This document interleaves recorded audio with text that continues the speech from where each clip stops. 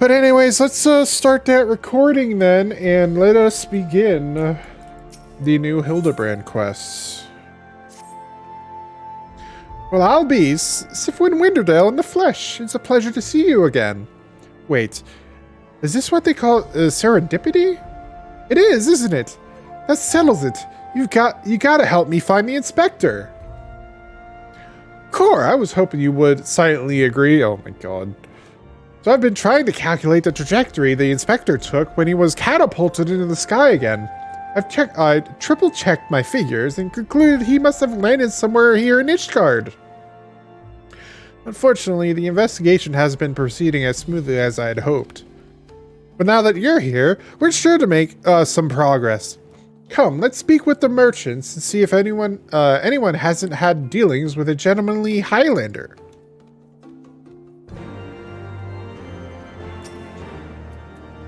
A gentlemanly Highlander, you say?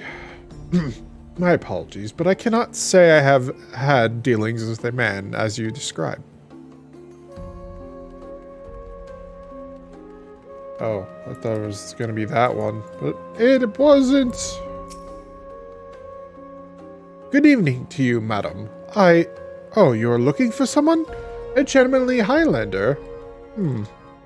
I know not this man whom you speak, but mayhap Mistress Elize, maybe that's how you say it, I don't know, does. She's well acquainted with rather a lot of merchants and noblemen. Oh, I guess you could say Hildebrand is part of the nobility. But not really. I've sold my fair share of goods to Highlander adventurers, but I'd not describe such clients as particularly gentlemanly, I'm afraid.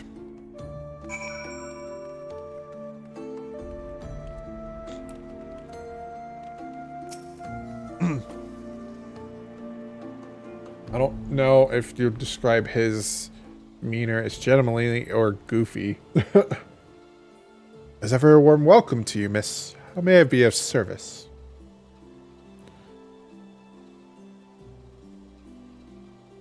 A gentlemanly Highlander, you say? Now that I think of it, I've heard tale of a foreigner who may be the man whom you seek. Begging your pardons, miss, but did you say you know Inspector Hildebrand? An acquaintance of yours, I presume. I do not know his name, only that he is here by invitation of Lord Edmond. Or so it is rumored. Surely, as a ward of House Fortom, it would be a trifling matter to go and ask after him at the manor.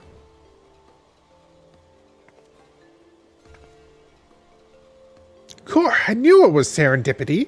To Fortom Manor.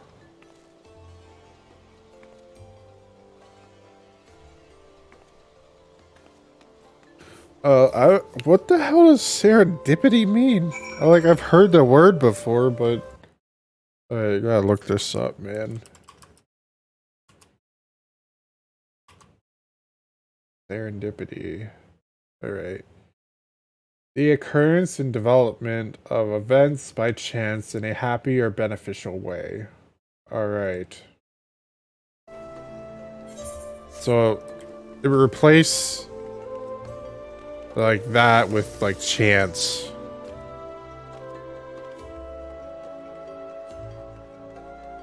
And then we're speaking the same language. Again, I keep going over this and reiterating this again. I feel like they literally had a thesaurus like right next to them when they were freaking localizing this game. Or just using every odd freaking word they could.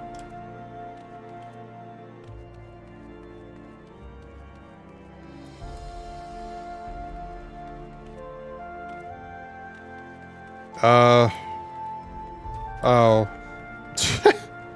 I was like, wait, this doesn't look familiar. I could just use this shard over here. It'd be faster.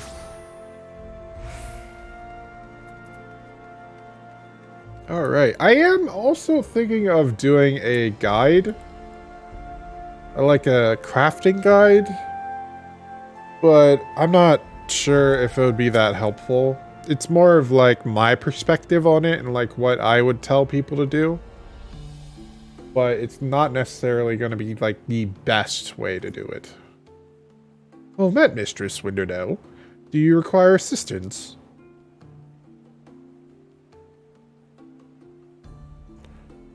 Aye, it is as you say. At this time, Lord Edmond is entertaining a foreign guest. Huzzah! We found the inspector! If I am not mistaken, their meeting should be ending shortly. If you like, you may retire to the gazebo and wait for our guest to depart. A gazebo? Aren't those dangerous? Then again, you seem a responsible sort. I'd like to let a wild gazebo run amok. Very well. We humbly accept your offer. Okay, you know what serendipity means, but you don't know what a gazebo is. Make up your mind, Nashu. If it wakes up, I'll have you there to protect me. Oh my god.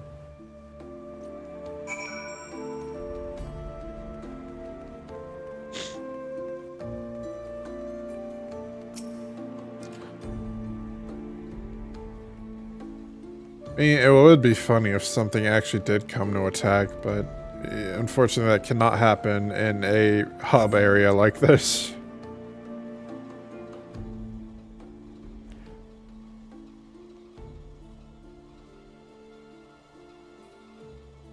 Oh, you're doing your traditional nodding off.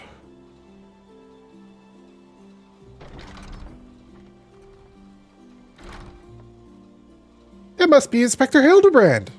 I have a feeling it is not, but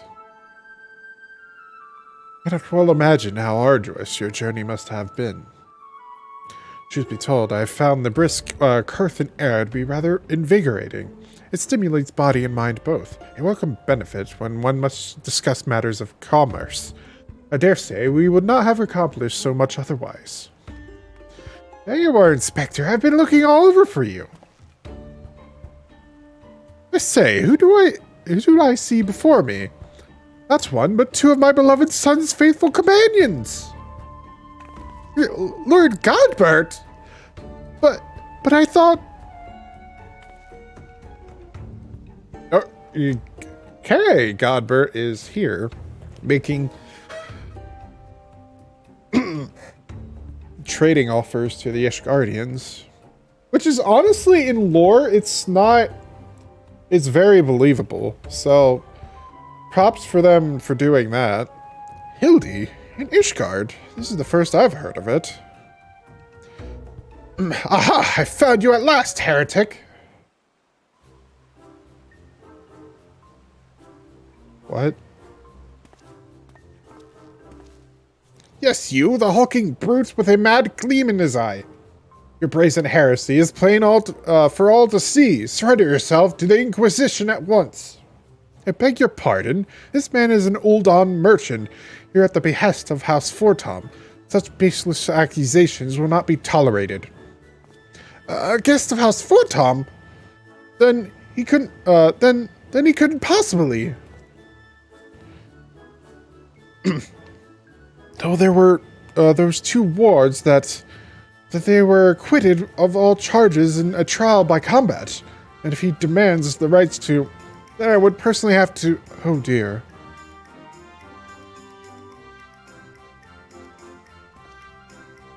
A thousand apologies, good sir. Oh, he was gonna have to do a trial by combat, but then it was like, against this person, no.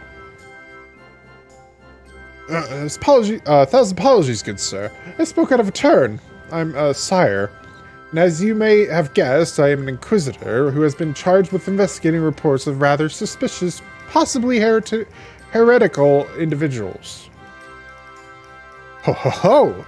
A heretic, you say? One who bears a passing resemblance to me? Aye, a man rather muscular, wearing dark garments, and acquitted himself in a somewhat gentlemanly fashion, as some might say. This heretic sounds like the spinning image of Inspector Hildebrand. Could he be a fan?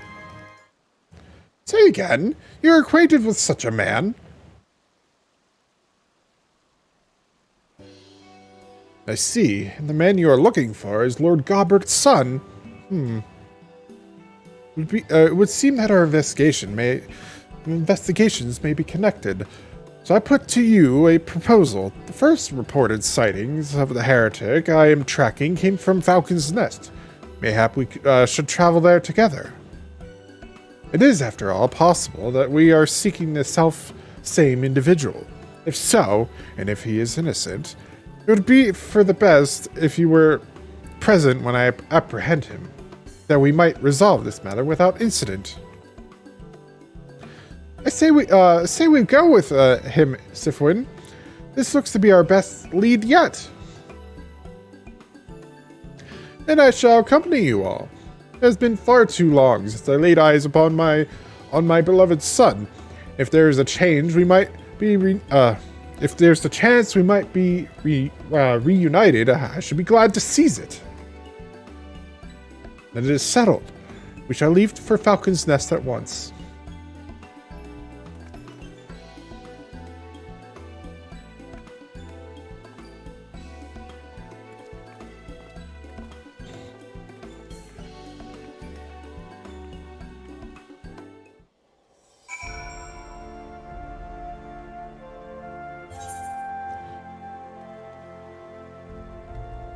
Alright then. Let's go to Falcon's Nest to see if we can track down Hildebrand or if it's some other coincidence of a person or something.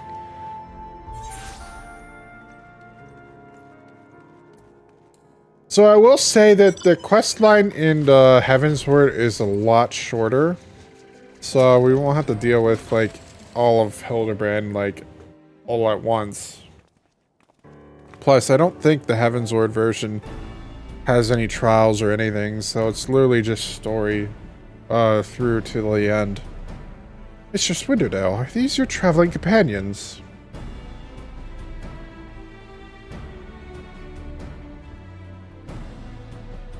The mysterious muscular vagabond. Ah, yes. A patrol sighted him lurking near the dusk vigil. Thinking he might be a lost traveler, they called out to him. But rather than approach, he fled. Quite frankly, I'm surprised you bothered to come all this way. That sighting barely warranted a mention in my report. Aha! The unmistakable scent of heresy! Oh, terribly sorry. Old habit I picked from my mentor. I know. I will not rush to judgment as before. So much as I hope you finding your missing inspector, I must confess some small desire that we instead unearth a lingering pocket of heresy. Of late, there have been virtually no confirmed instances of heretical misdeeds. It's gotten so bad that some are speculating our funding may be reduced, or worse, that the acquisition's operations might come under review. That is why, alone as my witness, I will find and bring a heretic to justice, and prove that our order still has value to these uncertain times. Yes, I understand you have your reasons, but whether or not this vagabond was a heretic remains to be seen.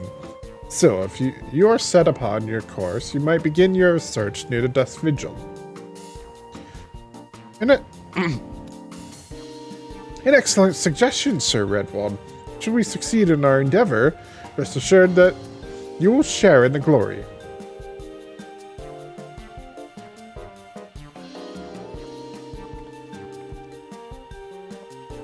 The hunt continues. Onward to Dusk Vigil.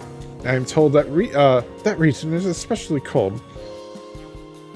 So do not forget to dress appropriately for the weather. As Godbirds in shorts.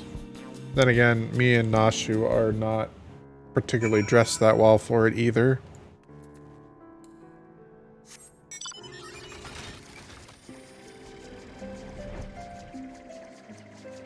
Alright, where the heck is it? Holy shit, it's that far out? God damn, I didn't think it'd be that far.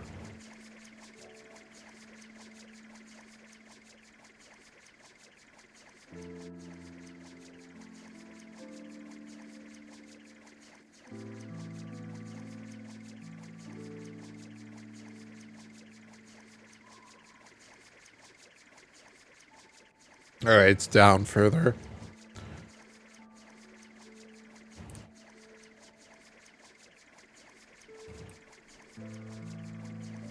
At least it's not on a mountain of some sort, I guess.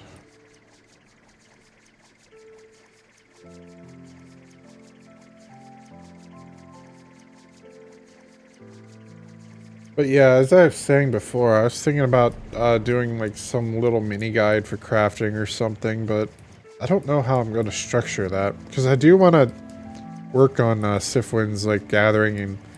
I say crafting, but it's more for gathering and crafting. But I'm not quite sure how I'm going to tackle that yet. I do want it to be like a YouTube video though, but I'm not particularly good at editing, so I don't know exactly how I'm going to tackle that. There is ambition for it, because I want to put my side of the crafting guide up. And mine is, I think mine's going to be more geared towards rapid level grinding crafting. I think I will touch on easier methods too. Anyways. Fury, take me. It's freezing. This is a waste of time. No living thing could survive in this god's forsaken wasteland. Over there, look! Someone's coming from the vigil. Inspector, is that you?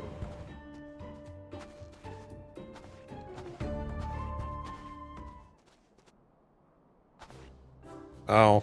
What the hell? What are you doing here? As I live and breathe, I follow places to be reunited with Master Zombie Brand's compatriots. How fare you all this fine morning? Look! A heretic raised from the dead by his brother's unholy magics! He's not a heretic. He's one of the gentle dead men.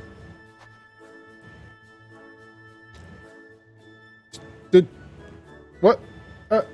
I just noticed the detail that Godbert just lost some clothes in this scene? Okay.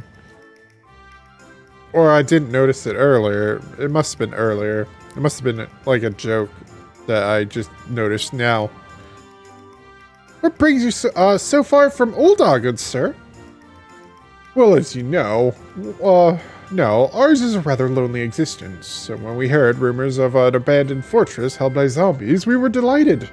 I was chosen to serve as an emissary and set out immediately. Alas, it seems my efforts were for naught. Oh, we already did that dungeon. Ha, truly. Every last one dead. That is to say, irrevocably dead? If it was necessary, then so be it. Still, after coming all this way, it is more than a little disappointing, you understand. Oh, because I think I did that dungeon already, they actually commented on it. I don't think they would have if I didn't do the dungeon. Then, my calculations were wrong. The inspector didn't land in Kurthus? Now, do not fret so. If it is our overlord you seek, then you are in luck. As the founder of the gentle dead men, our fates and our aether are inextricably entwined. In fact, I can feel it calling to me now. Truly, good sir, you can guide us to Inspector Hildebrand? As surely as my rotting nose can lead me to fresh brains.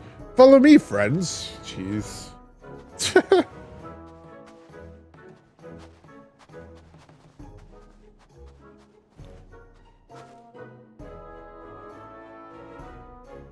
One must remain vigilant for heresy, or it can manifest in myriad ways. 'Tis a vile, insidious sickness, which must needs be burned out ere the infection takes hold. Surely zombification would qualify, yes?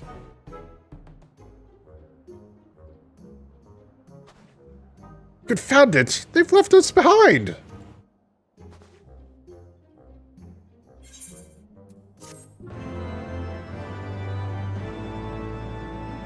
So instead of the other inspector, we get this Inquisitor for the entire Hildebrand section. That inspector, I think it's like a separate side quest thing. So, unfortunately, I don't think he shows up anymore in Hildebrand. Who do you think they are commandeering this investigation? And employing a zombie as a bloodhound? It beggars belief.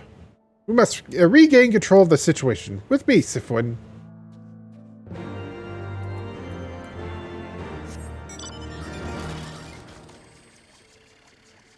There's literally like a random ass quest out here. Oh.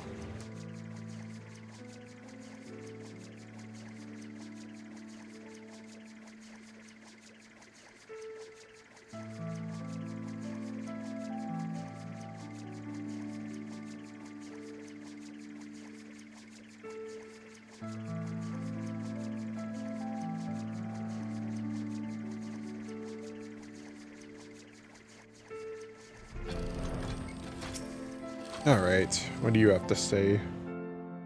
Hold a moment, my friends. I must needs concentrate. Nestor Zombiebrand is indeed nearby, but there is also something else. They have a powerful magic, confounding my senses. I can guide you no further. We must split up and search the area. Now see here. These wastes are infested with wild beasts, and you would have us split up? As if we could handle ourselves, true. You've clearly no reason to fear death. What of Mr. Snowshoe? Oh, I take your meaning. My good zombie, Sifwin, pray see to the lady's protection. Inquisitor Sire, would you care to take the lead? Come on, you two. The inspector's out there somewhere.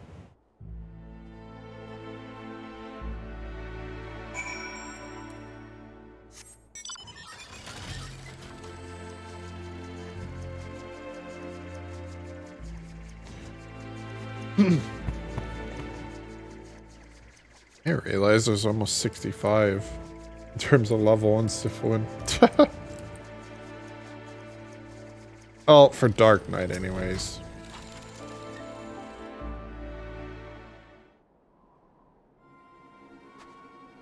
Look, Sifwin, that's got to be the inspector.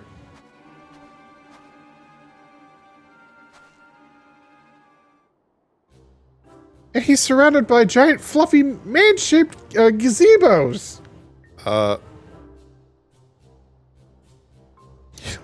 Nay, my lady, they are not mere gazebos. Note their regal bearing. They are gentlemen, gazebos. Fearsome yet, fastidious. Foes who would surely tear me rotting limb from rotting limb.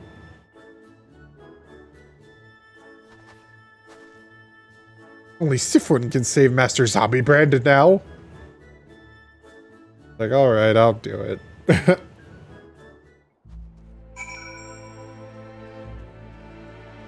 I'll do it. Only because you asked.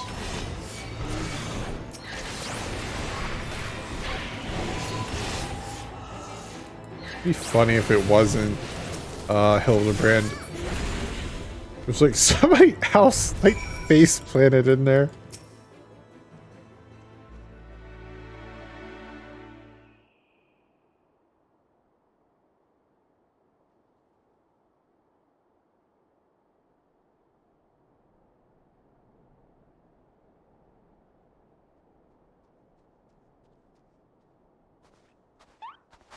Inspector, can you hear me? We've been looking all over for you.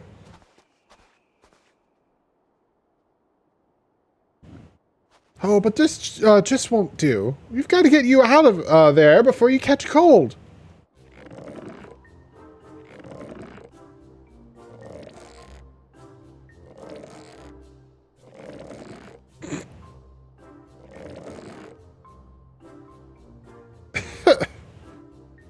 Up and at 'em! Everyone is waiting for you!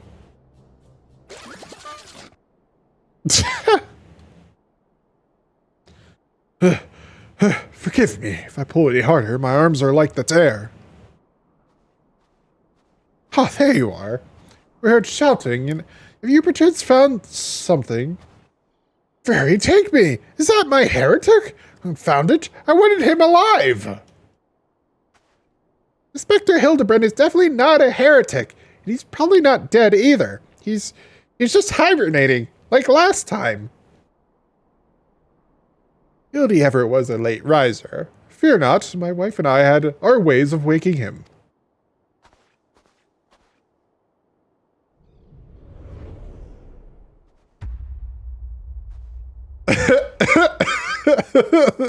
The three of them backing up. Siren doesn't know what the hell's going on. Oh my god.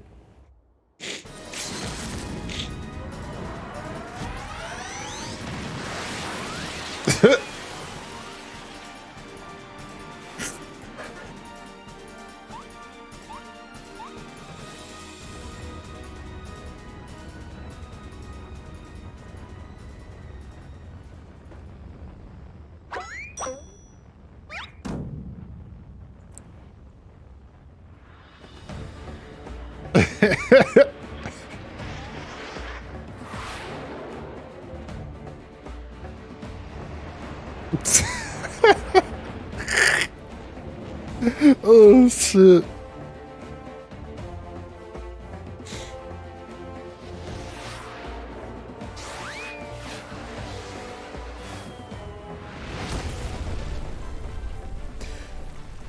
So, I have to admit, I did see this scene before. This is one of the few cutscenes I did not skip. He's buried even further!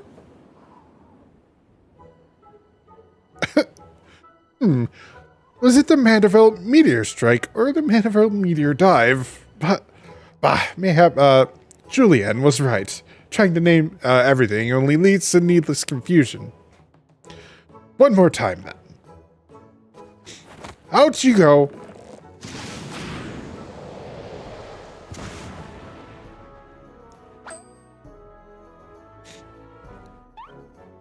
Splendidly, suplexed, Lord Godbert.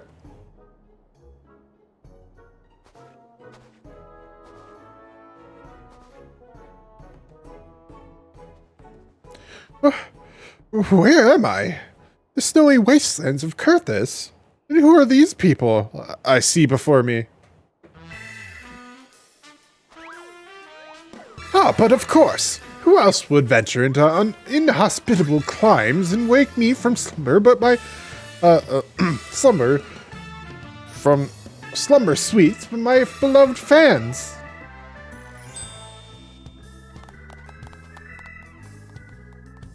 Why do I feel as though I've stepped through a portal into an alternate reality unbound by the laws of logic?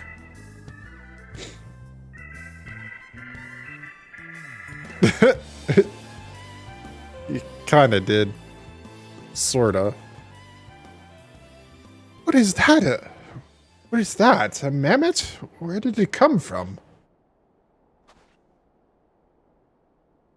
Oh, that's when my father drove me into the earth. I found it buried beneath the snow.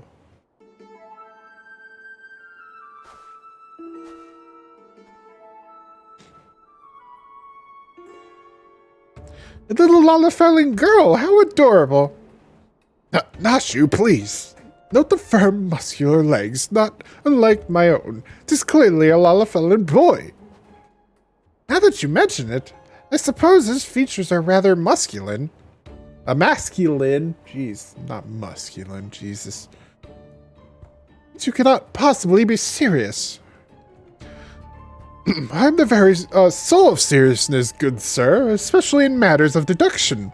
This is undoubtedly a young boy who, much like myself, fell into a deep slumber upon being buried beneath the snow. Now then, let us gently wake him and ascertain his identity.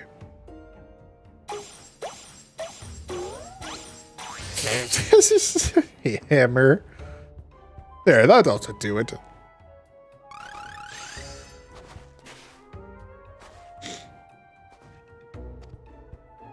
Oh, what is this place? Who am I?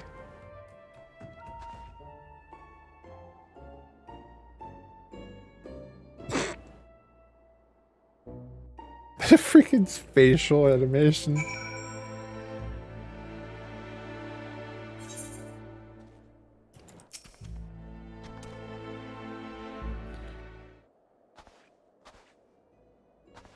It would seem that although fathers and ungentle ministrations served to restore this young boy to life, they also robbed him of his memory.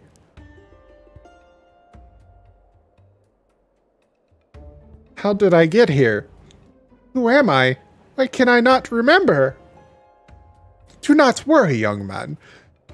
Everything will be all right. Take it from me. I have lost my memory more times than I can even remember. Then can you help me to remember?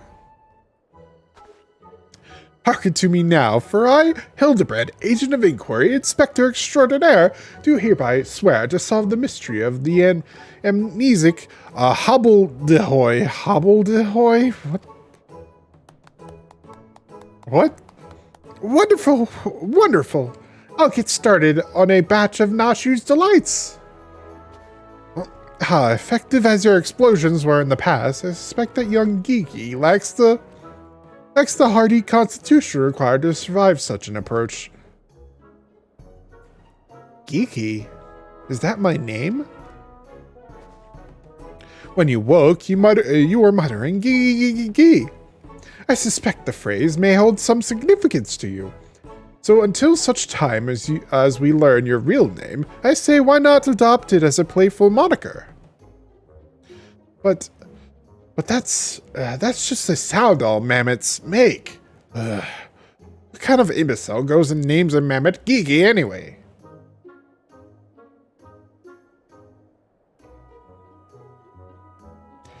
Geeky. Or Gigi. I like Geeky better. I like this name. Thank you, kind sir. But how will this new name help me to remember who I am? Patience, Geeky. This is only the beginning. Next, we will return to the city and see if we cannot find anyone, who know who you are. Come along.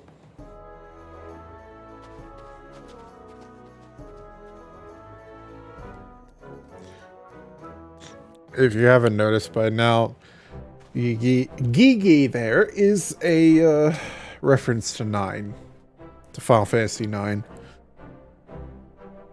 That I know our overlord is safe and sound. I must take my leave of you and return to my brothers. I dare say rigor mortis will set in if I remain here any longer. On for Thanalan, allow me to accompany you. Julianne will give me no end of trouble if I keep her waiting much longer. Though perhaps she will not forgive me once I tell her of Hildy's return.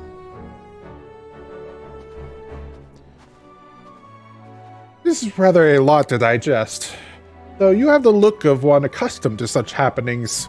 In any case, regardless of Mistress Nashu's protestations, the inspector will not be granted access to the capital until we can confirm that he is not a heretic. You have my word that he will be treated fairly.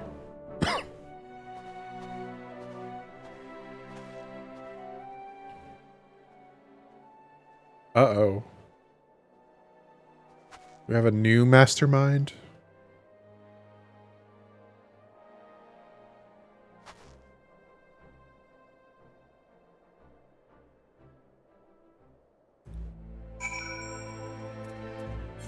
We have a new villain in this series of side quests.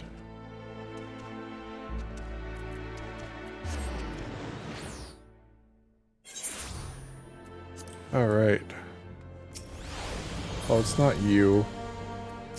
You're the firmament. Here, take me, that man. Ah, Sifwin. I suppose you have heard the news, then. That Inspector Hildebrand was cleared of all suspicions and judged to be no more than an eccentric curiosity. If you are looking for him, good luck. I wanted to thank him for his cooperation, but as soon as the Temple Knights released him, he and his assistant ran off to God's nowhere with that mammoth in tow. As for my investigation, in spite of all the twists and turns, I managed to salvage a satisfactory result. As far as the Inquisition is concerned, the suspicious vagabond was not more than a zombie which wandered away from the Dust Vigil. Sickness which has since been purged. So it would seem that all is right with the world once more. For now, I have no doubt that the inspector will turn up again like a bad gill. Bad gill? What? And when he does, trouble is sure to follow. Well, yeah, he kind of does get in trouble a lot, but eh.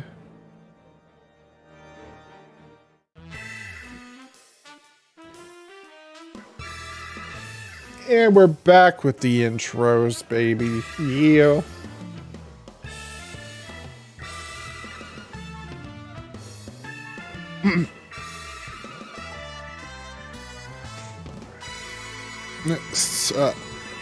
Let's see you, Inspector.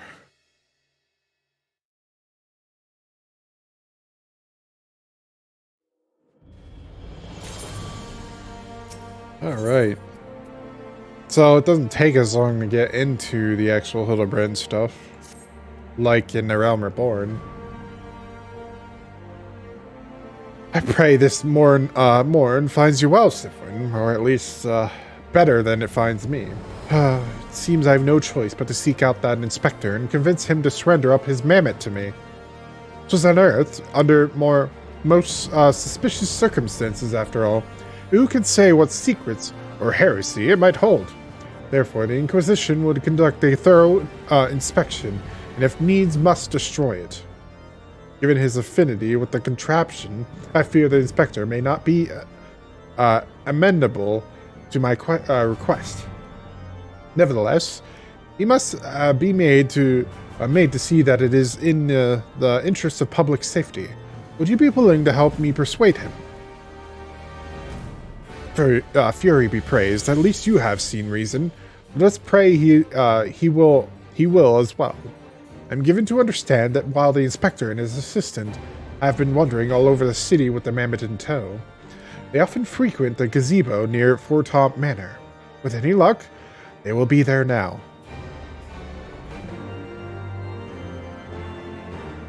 Okay, so I gotta go to Fortomp Manor, the teleport. All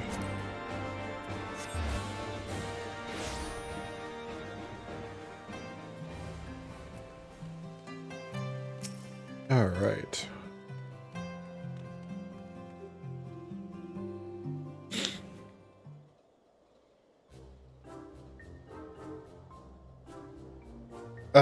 Verily, shall we scour our all creation from the deepest pit of the seven hells to the very pinnacle of the heavens? For the answer we seek. Every day shall be filled with grand adventures, the stuff of fairy tales and legends. Zah! A grand adventure in the deepest pit of the seven hells! Just so. Such is the creed of Hildebrand, Agent of Inquiry, Inspector Extraordinaire. He got Gigi doing it now. Well posed, Gigi, well posed. I dare say you have the potential to be an exemplary inspector someday. Right, that's enough of that. By virtue of the authority vested in me by the Supreme Sacred Tribunal of Hellenic Inquisitory Doctrine, Jesus Christ, I hereby command you to surrender that mammoth of suspected heretical origins into my custody. Hi, hello there, Sifwin, and Inspector Sire. Ever the jest, accusing poor Gigi of being a clockwork heretic, when 'tis plain to see that he is merely a precious young lad. Oh, there you go again, confusing the poor girl. As if, those big, beautiful, boxy eyes aren't the the soul of femininity. Ashu, please, were you not witness to the magnificent display of Mandervillian masculinity mere moments ago? That's because you haven't taught her any better. She needs a proper role model to show her what's what.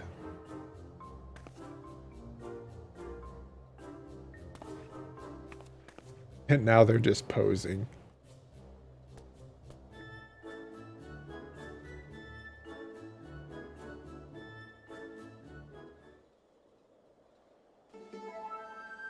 Mistress Winderdale? Inspector Sire? What is all this commotion? We can hear you from the courtyard.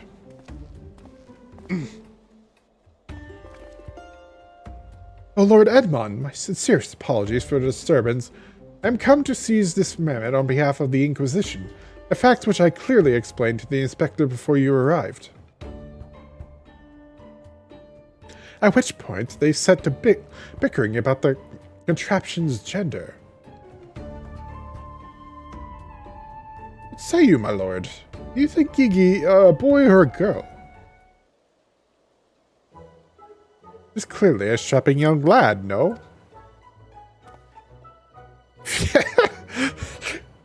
Fairy, take me, not you too. Has the whole world gone mad? Fine, but even supposing that this Gigi is a real boy, you cannot deny the circumstances of his discovery and miraculous resuscitation were most unusual. He cannot be suffered to roam the city with impunity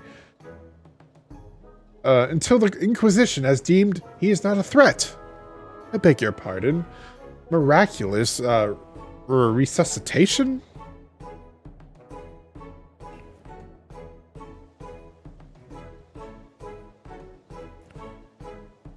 I see. Then, until such time as Gigi recovers his memory, mayhap it would be best if you adopted him as a ward of House Mandeville. I will even stand as witness here and now if you wish. Adopt? That would make me Gigi's father? Doubtless the Inquisition would think better of taking any action which might threaten a cordial relationship between our two houses. Yes, of course. I'll do it. Heavensward, Agent of Inquiry, Inspector Extraordinaire, do hereby grant this child the patronage of House Mandeville. Papa Hildy! Papa Hildy! The inspector's finally become a father. It's so beautiful. Quite. Now that you need no longer fear the Inquisition, you are free to show Gigi more of our fair city. Indeed, I strongly encourage you to do so. Mayhap by the grace of the Furies, something will jog his memory. Thank you, Lord Edmond. I shall not forget this kindness. Come, my faithful assistant, my beloved son, we must away.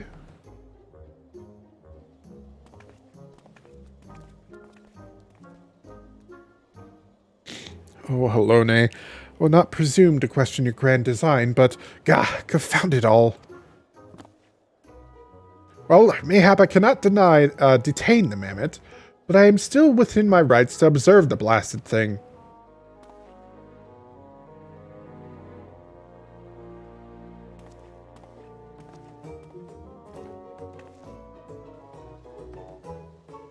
Lord Godbert will be pleased to hear that his son is as hale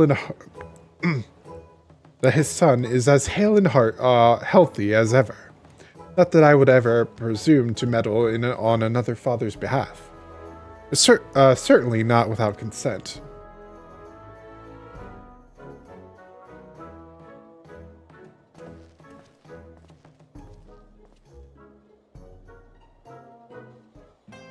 All right.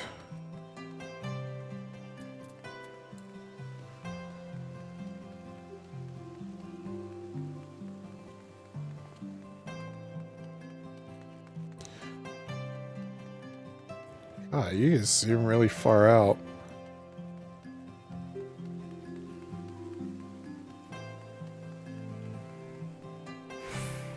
I feel like this level of zoom was not originally in the game, and I feel like they patched it in for some reason.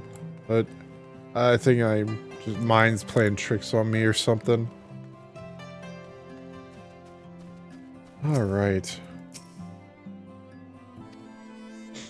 Come now, Kiki. Surely gazing upon this wondrous work of Ishgardian architecture stirs something within your soul. This grand manor of House House Durin, Mel Tempsart. Pray do not fill the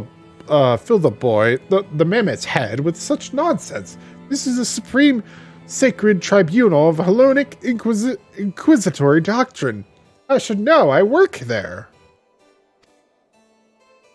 Furthermore, I am quite certain that there is no house Durin Mel Tempsart. That is rather a ludicrous portmanteau of the four house. What the hell is being said right now?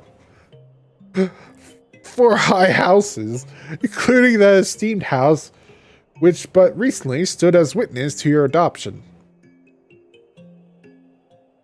Okie, do you remember anything?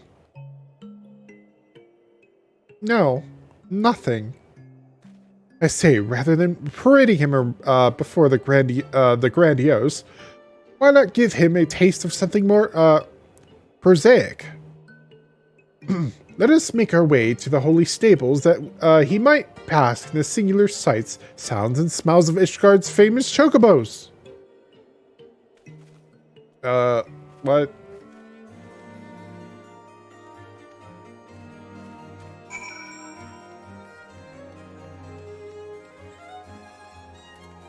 I don't know if the Chocobo stable is going to jog Gigi's memory. It's worth a shot, I guess.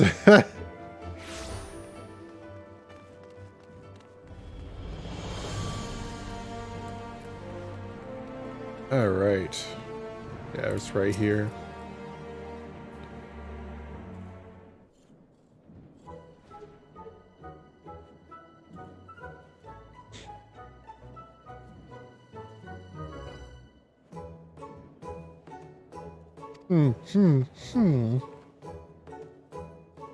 Splendid specimens of horse bird flesh. Would you not agree? In the hands of a skilled jockey, and one of them could, any one of them could take first place at the saucer. These Chocobo are the pride of the Ishgardian cavalry, and any temple knights who dare to exploit them for personal gain would answer to the Fury herself. How about now, Gigi? Do you remember anything about Ishgard? Be sure to sniff the chocobos. It might help. Ew. It didn't. No, just because you found him in a Kurthis snowbank, it doesn't mean he hails from Ishgard. Which is why we ought to try taking him to the markets and expose him to all manner of goods from across Eorzea. Excellent suggestion, Inquisitor.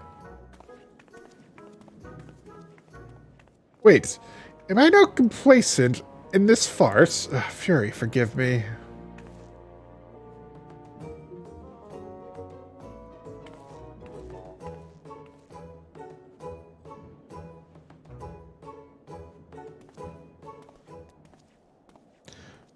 But I want one.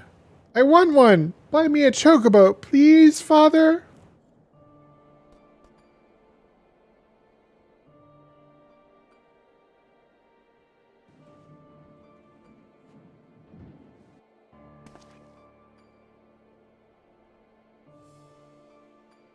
Father, that strange-looking thing is staring at us.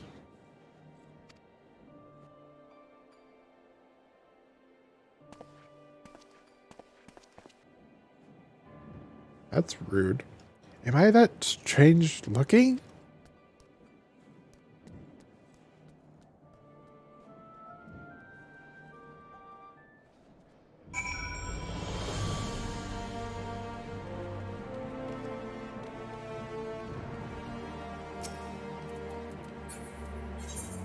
Alright.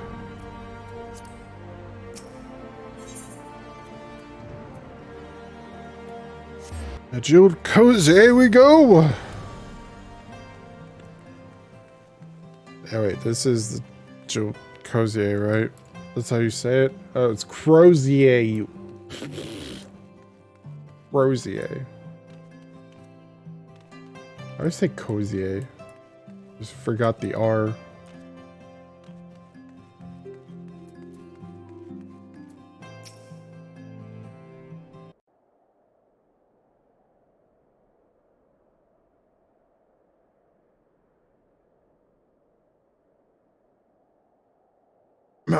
Why bother? It's no use. Now, Geeky, you must not give in to despair so easily.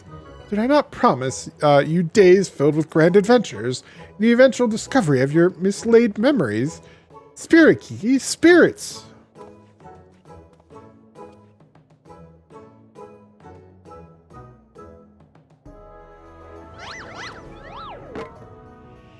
What? Uh-oh.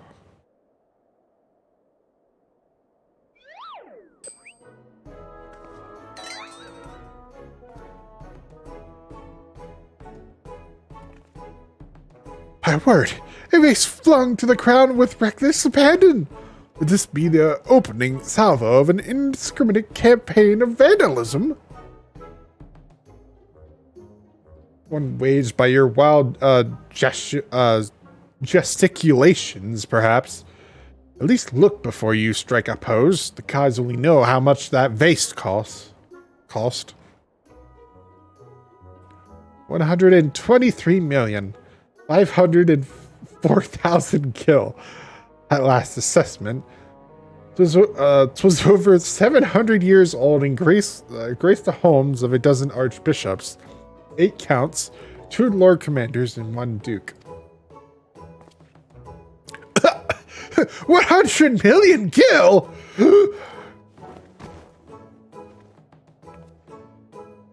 Oh, Lone, why have you forsaken me?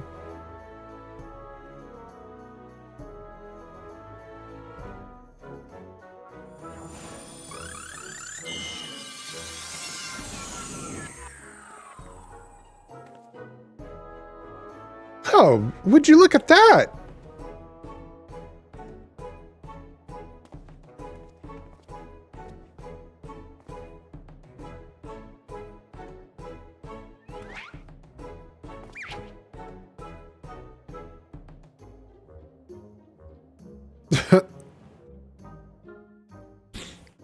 You have time magic?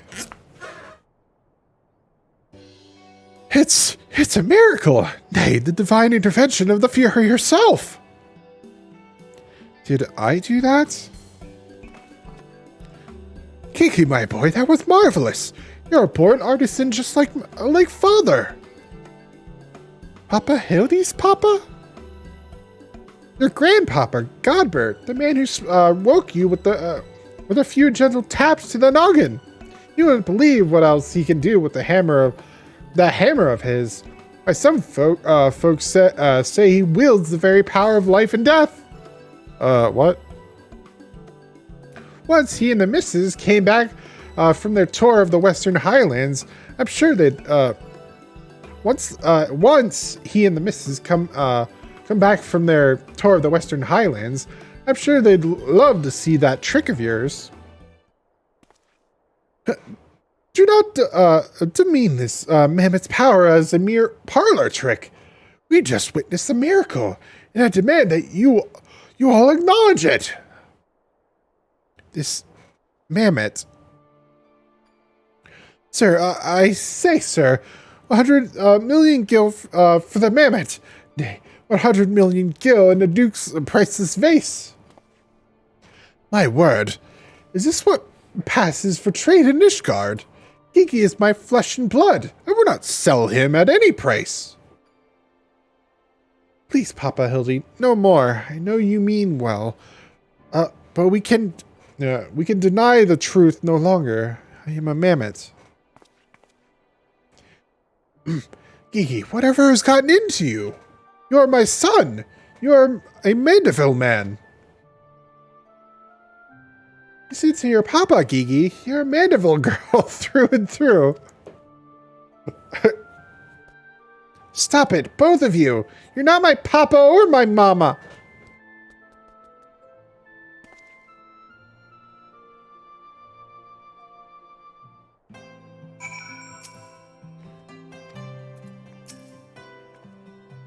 Well, it is only to be expected. Gigi's at a rebellious age. Strange as it may sound, I too tested my parents' patience, and that on more than one occasion. But if they could weather the storm, then so can I.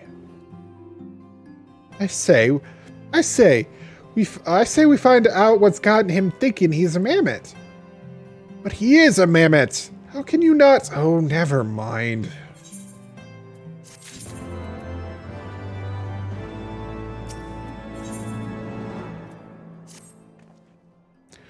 The course of fatherhood never did run smooth, but I, Hildebrand, guardian of Gigi, doting parent extraordinaire, just changed his catchphrase, to find a way to overcome this trial and be reconciled with my beloved son. Reconciled, not reconciled. That's the spirit. Solving a simple case of childhood rebellion should be easy for a man who's unmasked thieves, defeated duelists, and led armies of the undead. Yes, that's all very... Wait, what was that about the undead? Actually, don't tell me. For now, all that matters is finding that mammoth. We should begin by speaking with the sentry stationed at the city gates, in the airship landing. If Fury help us, he should help us. He has left Ishgard. We need to know about it sooner rather than later. I will visit the Ark of the Worthy, while the inspector and his assistant head to the airship landing. You can question the guard at the gate near the manufactory. After which, we will regroup there and share our findings. Dismissed.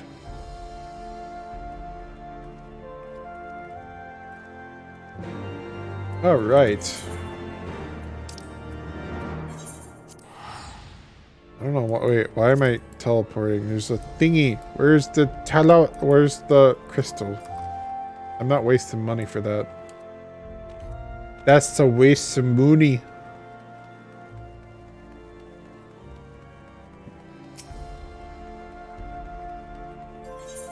All right.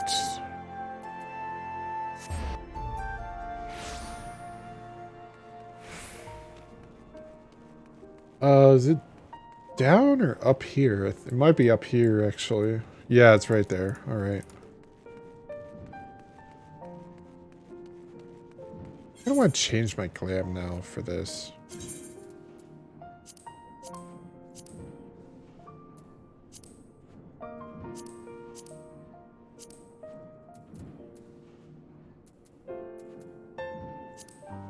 No, not that. Okay, I don't have any more than that.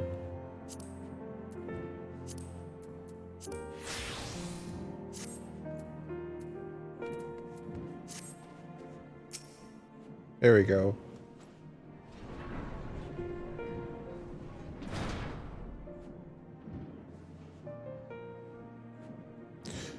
Little fellow with a wide-brimmed hat? Ah, he came through here. Bought passage on a supply ship bound for Falcon's Nest. One of them was named Lollifels, what? Right? Funny little buggers. Seemed keen to be anywhere but here.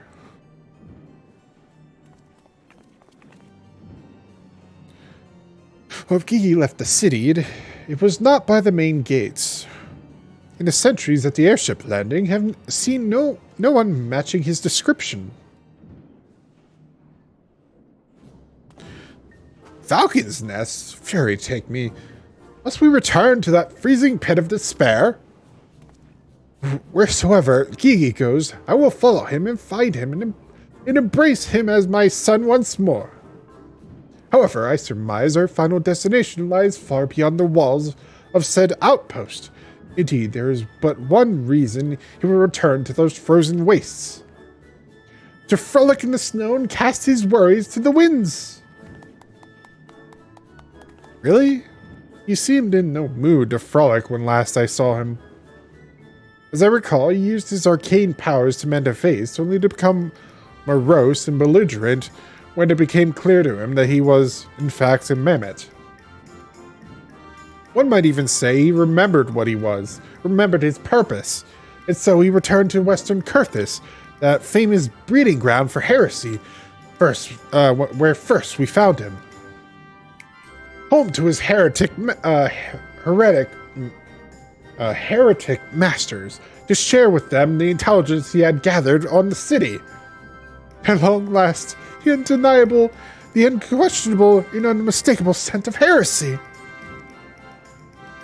What are we standing around for? We have a heretic to catch.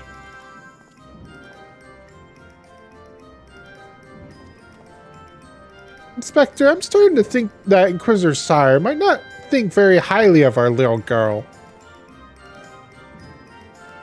It is possible, but I would not presume to know his feelings ere he voiced them explicitly. What the... Until such time as he does, we should endeavor to surreptitiously bring him round to the opinion that Gigi is a boy of pure heart and good intent. Subtleties in all things, Nashu. That is the Mandeville way.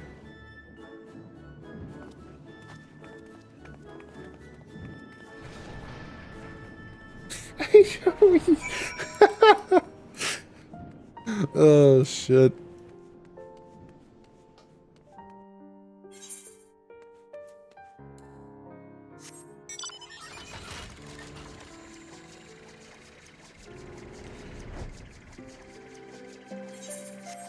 Where am I going? Oh, it's... Well, at least I don't have to fly, like, super far out.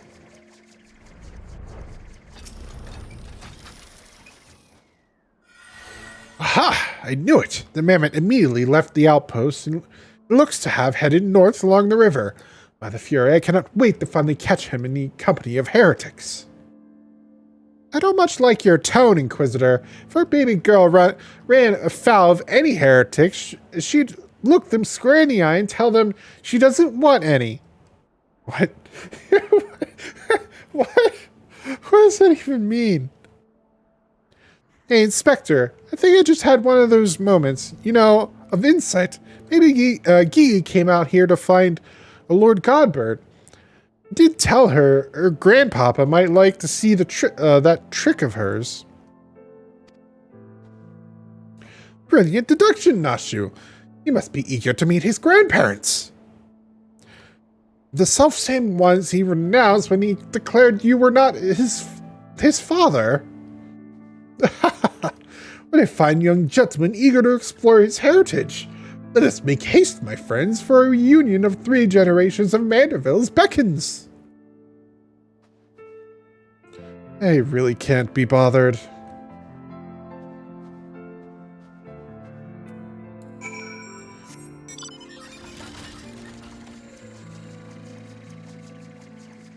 It's like no arguing with Hildebrand.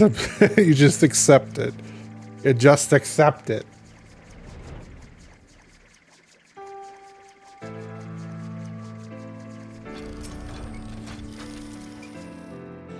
Tracks continue north.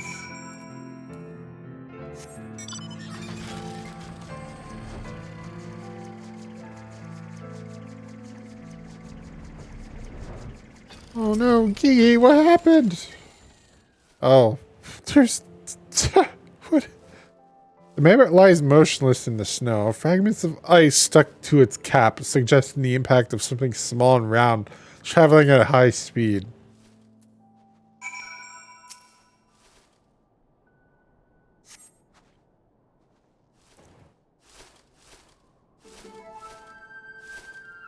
My head. Who? Oh, it's you. He followed me. Oh, Kiki, if you wanted to have a snowball fight with the grandparents, you should have said so earlier. Papa Hildy was very worried. though he is glad to see you that you are unharmed. It would seem he was struck by a snowball, much like these Steinbocks. These dead Steinbocks. Are you sure he isn't damaged? As if a mere blow to the head could fell our Geeky. We Mandervilles are made of sterner stuff. I myself have been driven headfirst in the earth. No fewer than 24 occasions, several times from moms above, and my mind is no less brilliant from the experience.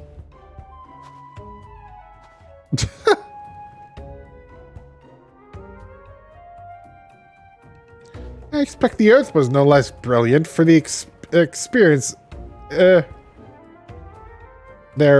Why are you nodding? Oh, he's behind me, isn't he? What good fortune to cross paths with you lot so far from civilization. Forgive me for not taking notice earlier. I have engrossed in my duel with Julian. But how rude of me. Would you care to join us? Grandpapa Godbert! Grandpapa Godbert! Mama Nashu says you wield the powers of life and death. I beg you, Grandparent Godbert, grant me life. Make me a real boy.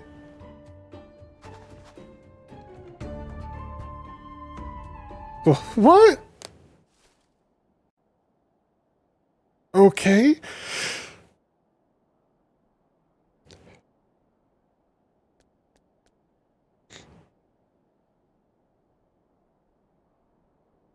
Are you sure about this, son? It may sting a little. I will endure whatever I must to become a real boy.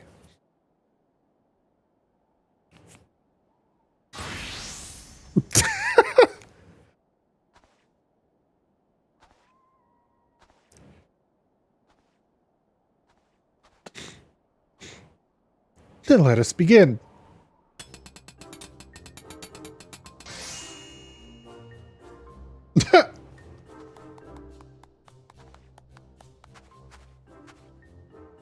This body, it's everything I ever wanted. It's perfect. Thank you, Grandpapa Godbert. Thank you. Oh, but I have not even begun to begin. By God, guide my hammer.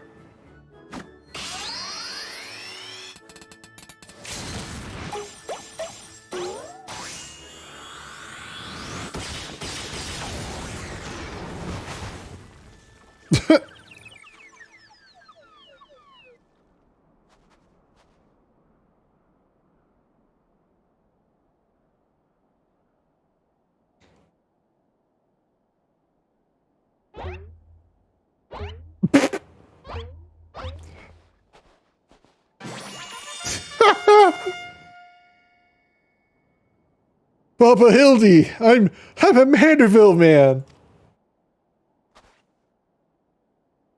Kiki, my son, come to your father. Let me have a look at you.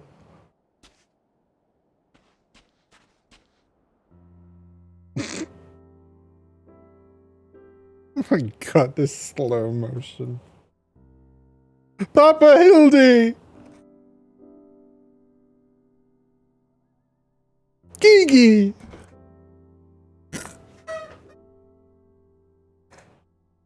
This is Nashu's tearing up.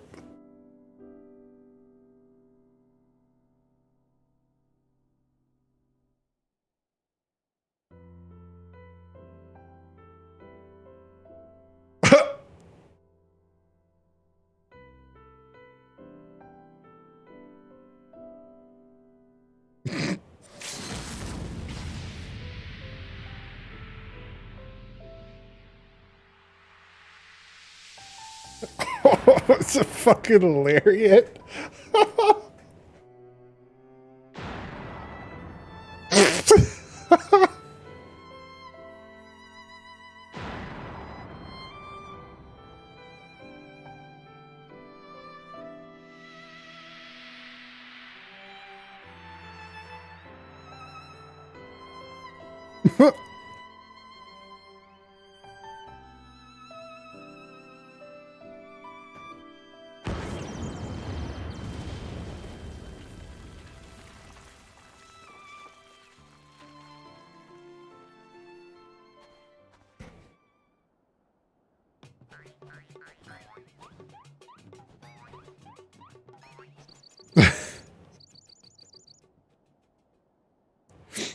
That brings back some memories.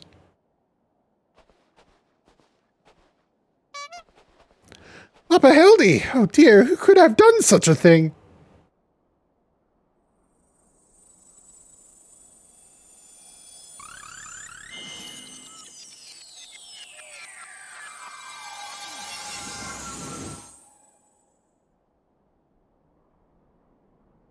By the Fury, it's just like the vase all over again. Miraculously restored to its original form.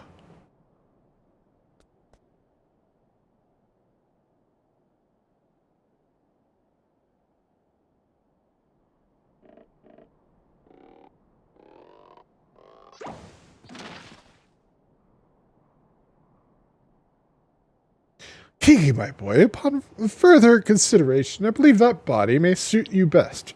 It is, how shall I put it? Put this, more manageable. And much more adorable. But how can I ever be accepted as your son if I remain a mammoth?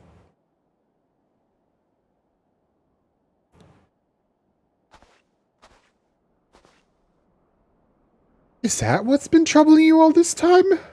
But why didn't you say so?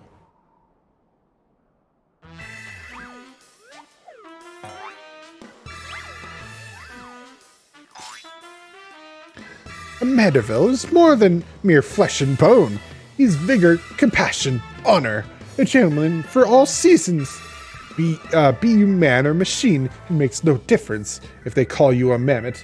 You look them in the eye and say, "Nay, I am a Mandeville mammoth."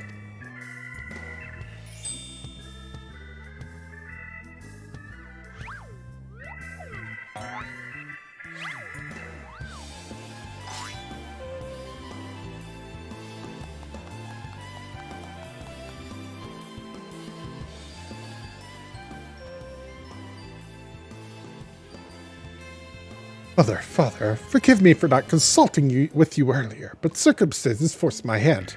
I have formally adopted Gigi as my son and ward of House Mandeville.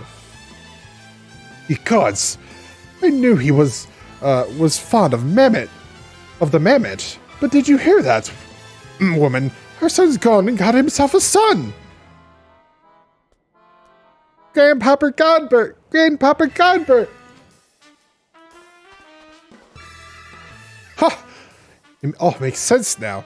Grandpapa Godbert and Grandmama Julian have been waiting years to hear those words. Grandpapa Godbert, Grandmama Julian. Few things in life are grander than becoming a grandparent, as they say.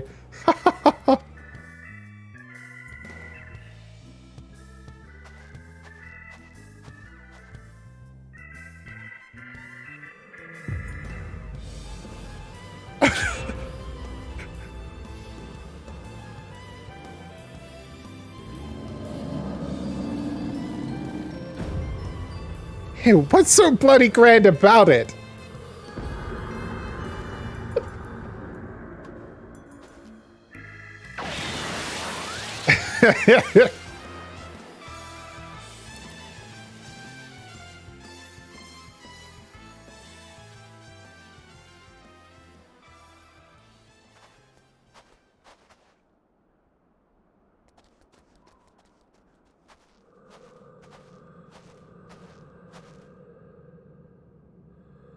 I'll not be made grandmother to a bloody buggering mammoth. It's past time I beat some sense into my beloved boy.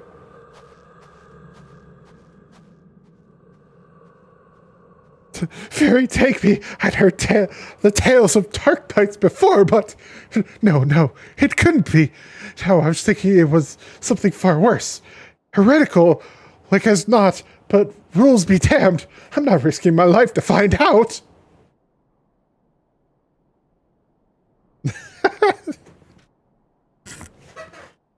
I made a giant frying pan weapon for Dark Knight. It would just be fucking amazing.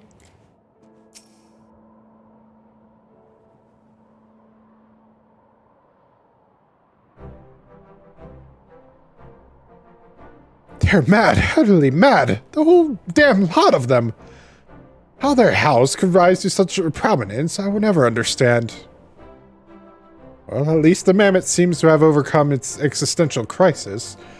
Before today, I didn't know a mammoth could even have an existential crisis. Wait, what am I saying? It's a mammoth! Why should I care what it claims to think or feel? Fury take me. Their idiocy is infectious. I mustn't allow myself to fall prey to it. Follow procedure, report to your superior. One step at a time, one step at a time.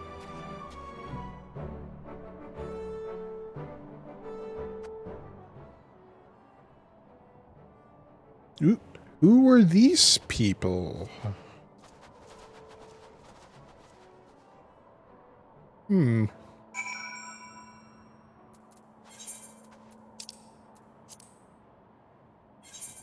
Oh, I guess we're going back to,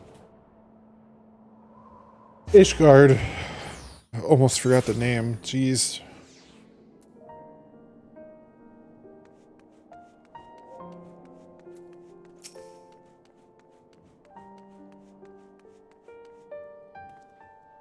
Right then, my superiors, having been informed of the mammoth's adoption by House Mandeville, as witnessed by House Fortom, proceeded to take me to task for my gross mishandling of the situation. They remain convinced that the mammoth is the product of heretical machinations and have commanded me to redouble my efforts to prove this incontrovertible fact.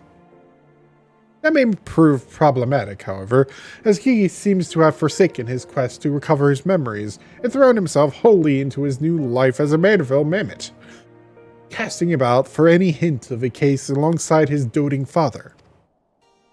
In any event, though I do not share my superior's conviction, I think it's safe to say that there is something exceedingly unusual about that mammoth. You saw with your own eyes how effortlessly it restored that vase, and itself, to its original form. Reconstructive magics are not particularly rare, but his are unlike any I have ever seen before.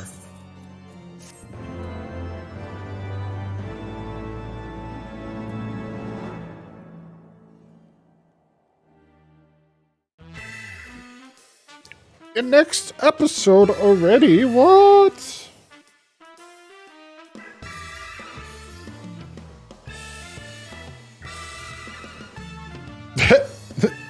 This buff Gigi.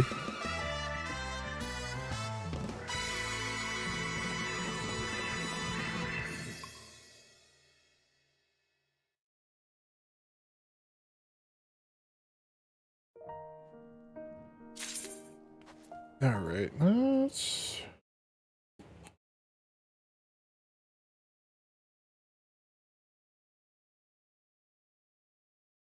Huh. Where's this one?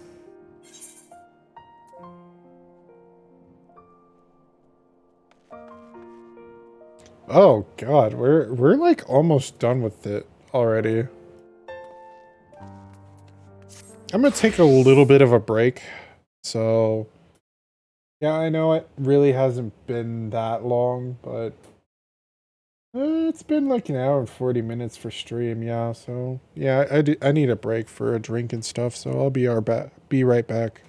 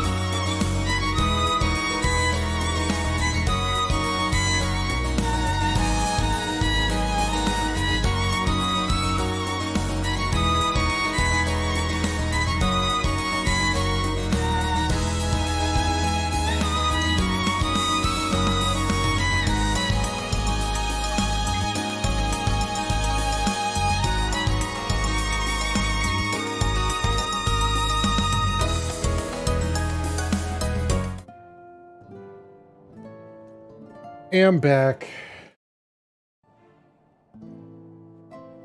Alright, let's continue with the quests. That you stand here before me is proof that Helone smiles upon me this day. I have needs of your assistance, Sifwin, and before you think to run away screaming in terror, I pray you hear me out. It concerns the esteemed, and now missing and presumed dead, knights of the Heavensward. None have returned to the capital since all the unpleasantness began. Yet recently we have heard rumors of these honored sirs walking the streets. 'Tis heresy most foul, I say, and I mean to get to the bottom of it. But we will need all the help we can get, which means, fury take me, we could benefit from a certain individual's serendipity. Besides, if we don't seek him out, he's like to show up at the worst possible time anyway. At least this way, it'll be on our terms. We can keep an eye on that boy. Mehmet! Mehmet! Yes, right. Oh, you must be wondering why I asked you to come. Well, you and the inspector seem to enjoy a natural rapport. So, Rappert. Praise Helone for a moment. I was afraid you'd make me beg. This may well be my last chance to prove my worth to my superiors, and if I can't, to Fort Tom Manor.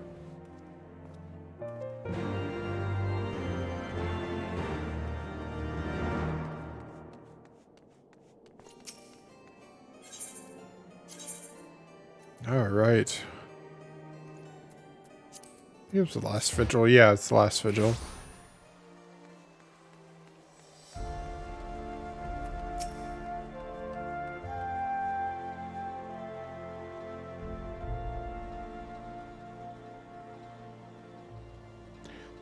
Kazgigi, such behavior is unbecoming of a gentleman. But why, Papa Hildy? Why is it unbecoming of a gentleman? Ah, Inquisitor, Sire, Sifwin, good evening to you both. Will you come as adoring fans or on business? Business. Always business, you may rest assured. I, Hildebrand, Agent of Inquiry, Inspector Extraordinaire, am at your service. Is it robbery? Murder? Tax evasion? Evasion? Wait, before we get into that, what's going on here?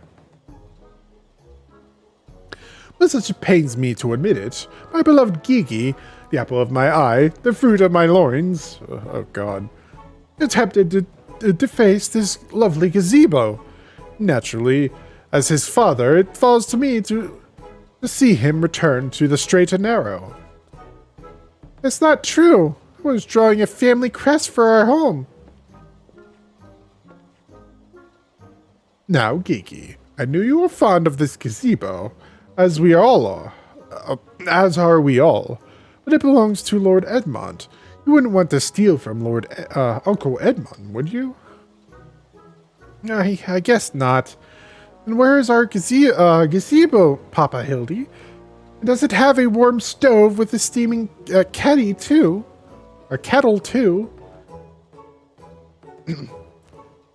Oh, Gigi, don't you see? We have no need of kettles or gazebos. As gentlemen inspectors, the world is our oyster. We can go whither we please, where the red fern grows or the wild rose blooms. Yet you've been sleeping in Lord Edmond's gazebo for how long?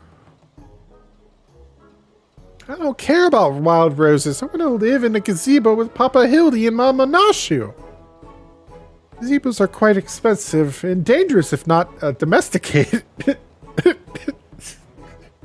Oh my god. Dangerous indeed, my boy. Besides, we are gentlemen inspectors, free to travel length and breadth of Eorzea in search of a case. Does that not sound more thrilling than whittling away the hours beneath the gazebo? I guess. It was probably supposed to be more like that. Just a case you want, you need not go so far. We are currently investigating reports of individuals masquerading as knights of the Heavensward. These contemptible charlatans are rumored to have tricked several hapless maidens into attending private parties for a small fee, with the promise of enjoying the company of these great sirs. Those who were foolish enough to attend found their experiences to be so traumatizing that they have refused to discuss them in detail.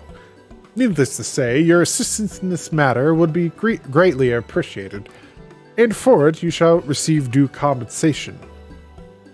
Say no more, Inquisitor, say no more. I, Hildebrand, Agent of Inquiry, Inspector Extraordinaire, am well versed in the ways of the fairer sex. Since when? Mommy! Mother dearest, I was under the impression you had departed for Ulda.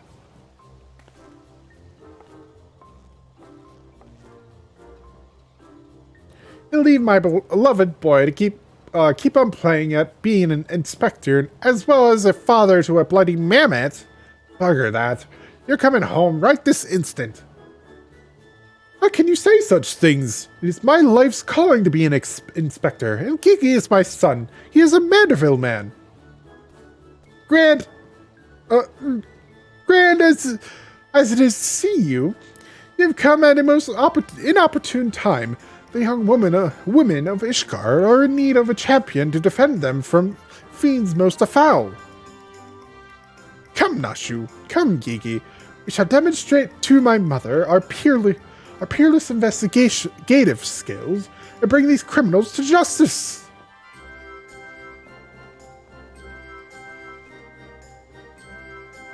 Those balls, stubborn. Probably gets it from his sorry arse of a father. I trust you lot will help me to keep him out of trouble, right? Trouble? Right then, come along.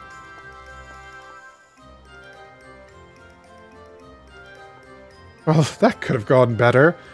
And worse. Let's not keep them waiting.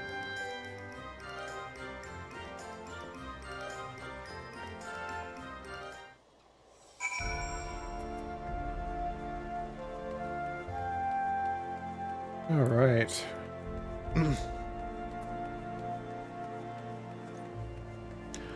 World-weary maiden? What? What does that mean? Please, do you think me so foolish to fall for their charade? From what I heard from the others, Ascendant Knights bore not even the slightest resemblance to the Heavensward, as if I had not already memorized every detail of my dear Sir Adelfel's face. Oh, wherever could he be? Crestfallen maiden. I am truly outside her grace. My allowance all gone to waste on those, I dare not say it. Mayhap those awful rumors are true. Mayhap I must needs accept that he now walks in Halone's halls.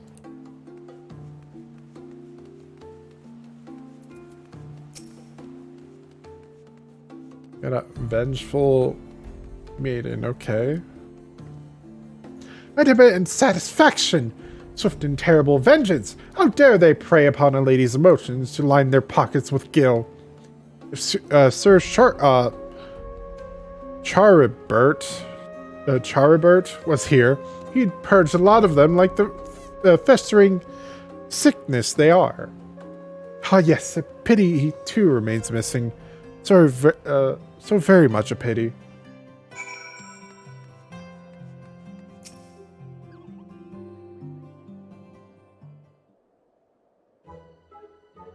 Papa Hildy! Papa Hildy! That grandmama over there is staring at us. Now, Geeky, a gentleman must be more careful with his words. First of all, you have only one grandmother. Second, this is tremendously important. Never ever call her that. At least not yet. Promise? Yes, Father, I promise not to call grandmother Julian grandmama Julian grandmama Julian.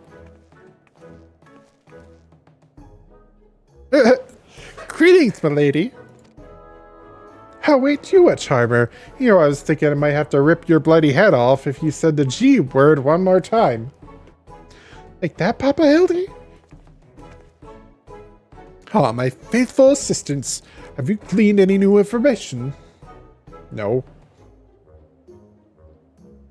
Other than the fact that these women scorned seem to detest the fake knights with every fiber of their being. These two women were telling me all about what they'd do if they cornered Sir... This is the best he can do, then? Bloody those oaths and girlish fantasies? And you call yourself a Mandeville man? I assure you, Mother, we are only just getting started. The tapestry of lies and deception behind which the truth hides is oft unraveled with the tug of a single loose thread.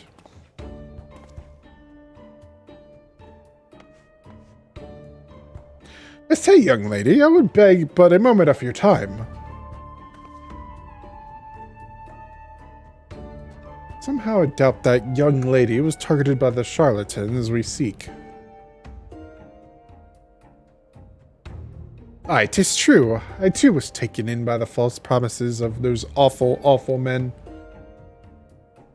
Long have I yearned for a chance to meet Sir Volgwyn. So when they said I finally could, I didn't hesitate for even a moment.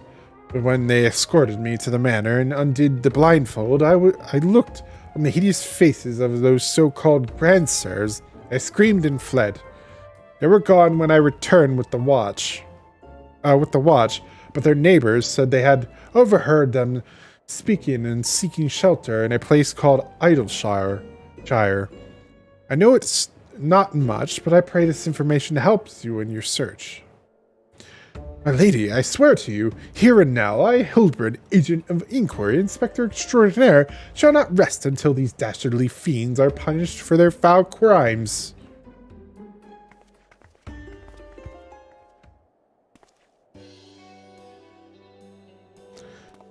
Huzzah! 3 cheers for Papa Hildy! Hip hip hooray! Hip hip hooray! Hip hip hooray. Suspicion.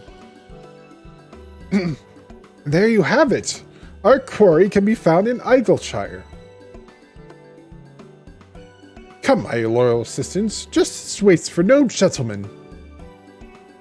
It's all well and good, but I've never heard of this Idleshire. Have you? Yeah, I guess I'm the one that has to lead them.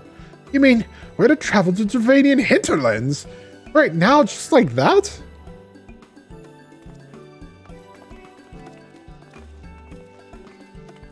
I guess I'm guiding them to Idleshire.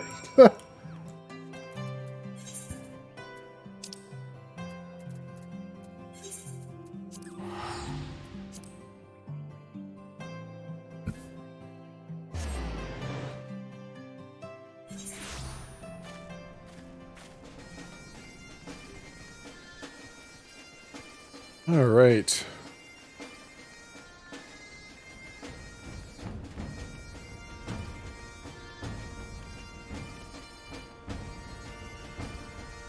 Actually, you know what? I'll take this off.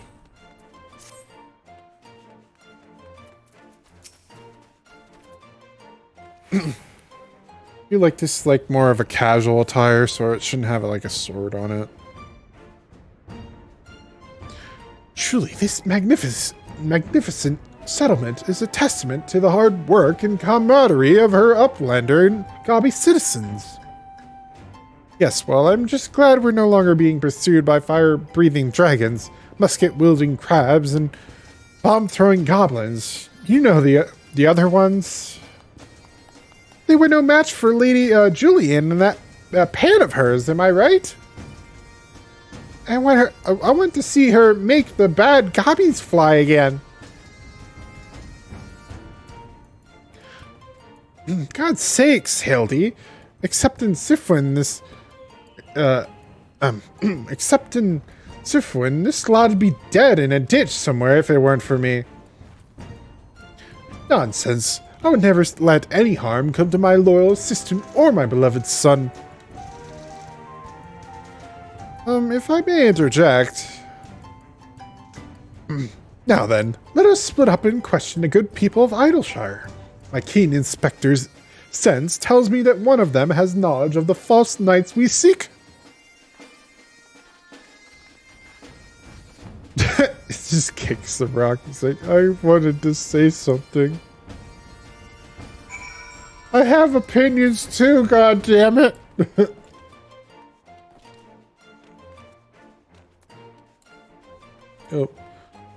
Oh yeah, I forgot you could summon mounts in here. I always forget that.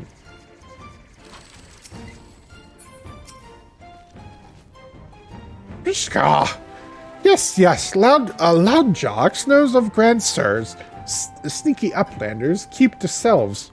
Mingle not with gobbyflock. Be each to own. Loud jock says, no questions, only jingly shine.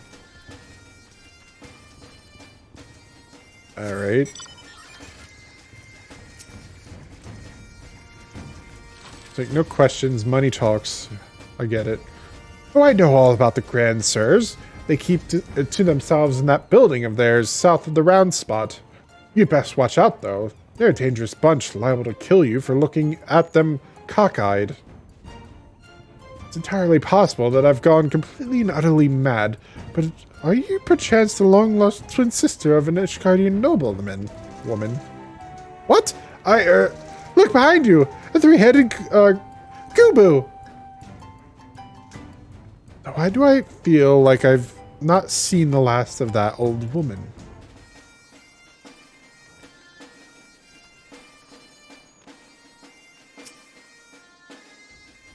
Well, you must be talking about them Grand Sirs. They drifted into Idleshire some time ago, as I recall. Pay visits to the Great Library, though I couldn't tell you why. The Great Library? Okay. Oh, it's right here. Hopefully this is before. I don't know if this was after. Let's check.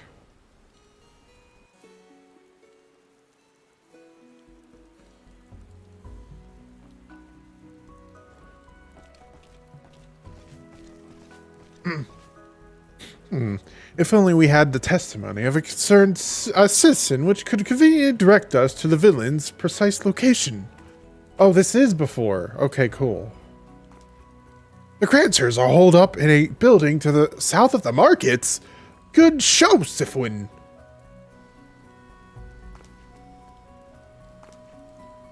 There. That's the one. Let's inform the others.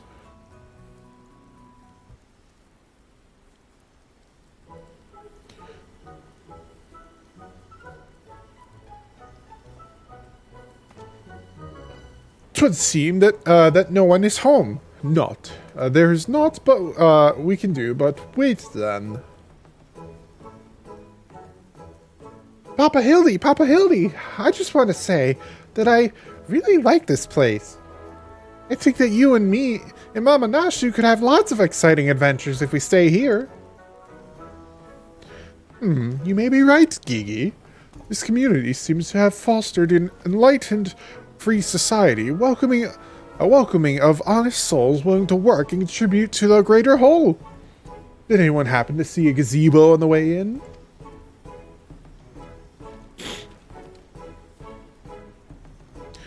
As I live, and Scar, Hildebrand, Helidor, Maximilian Mandeville.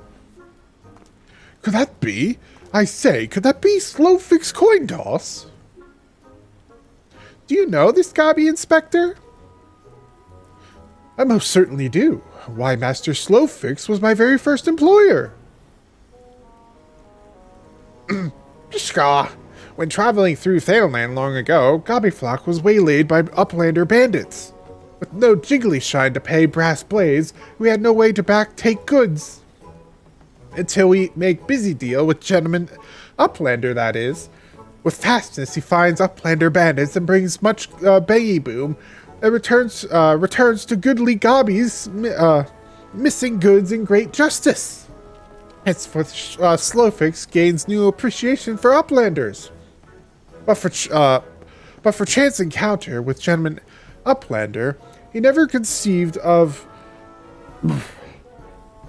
egalitarian utopia. What the hell is that word? What does that mean? Ska. One may even claim Hildy a founding father of Idleshire. With metaphorical tongue flaps, that is. Oh, the memories. It was a near thing for the bandit. For the bandits were clever enough to see through my ingenious disguise as an innocent milkmaid. But in my haste to escape, I tripped over a barrel of fire sand, and as they say, boom gobby doom. Core, no busy deals for the wicked. No busy deals indeed. But leaving that delightful anecdote aside, ye gods, Master Slowfix, just looking at what you and your flock have made of these ruins is making me big eyes. Mishka, Gobby flock has come a long way since wandering days, but we have not forgotten Gentleman Uplander's kindness. Slowfix is here to offer hand-lending. Well, far be it from me to refuse.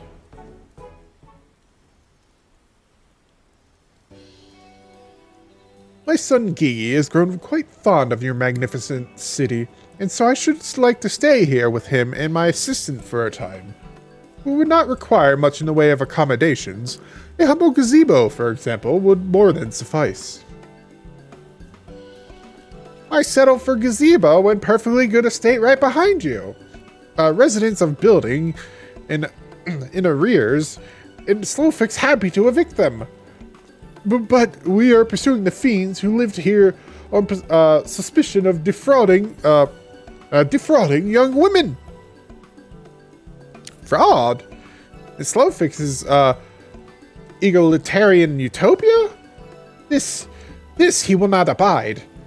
All the more reason to let Gentleman Uplander and his flock stay here stay instead of Grand Surge. No need for Jingly Shine either.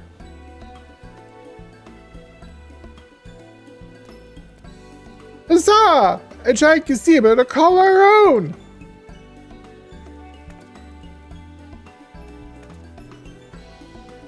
I do not know what to say.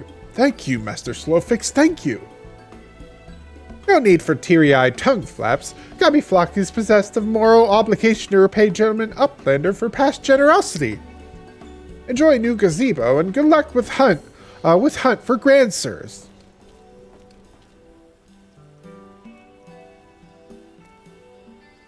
Papa Hildy, this is our gazebo. Is it okay if I draw our family crest on it?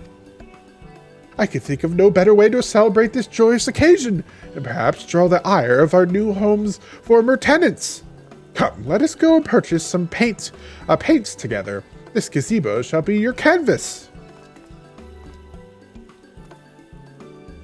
Now he's gone and gotten himself a sodden gazebo? Bloody hells. If he really thinks I'm going to let him keep on playing at being a father.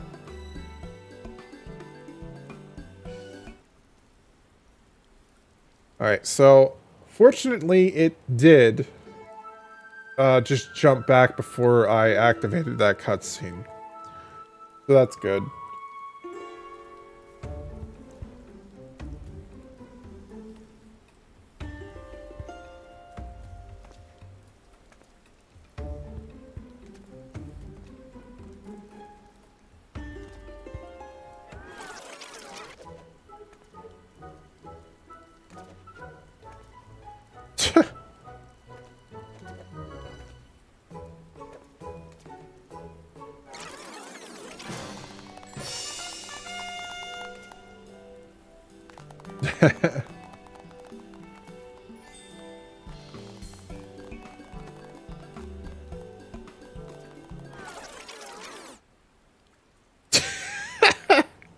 It's just standing there.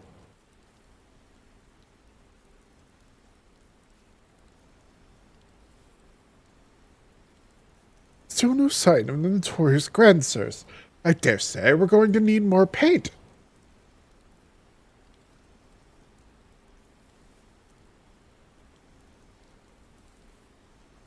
That's adorable.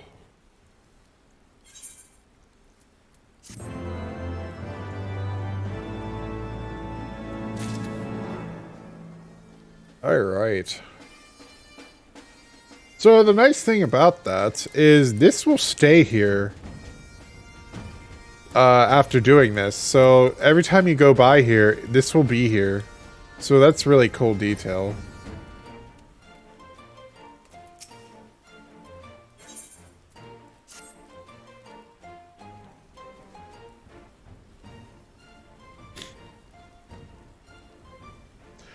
Oh, much as it pains me to admit it, a gentleman's stamina is not without limits. I dare say I could do with a spot of tea. Hey, Inspector, is it just me or have those two been looking at us for the past few minutes?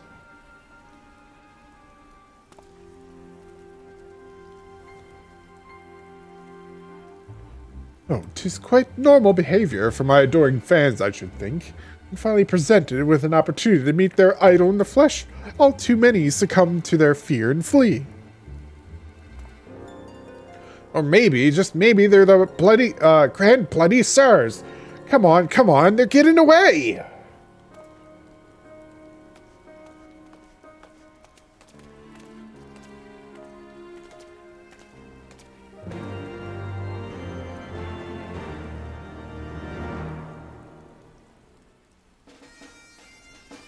All right.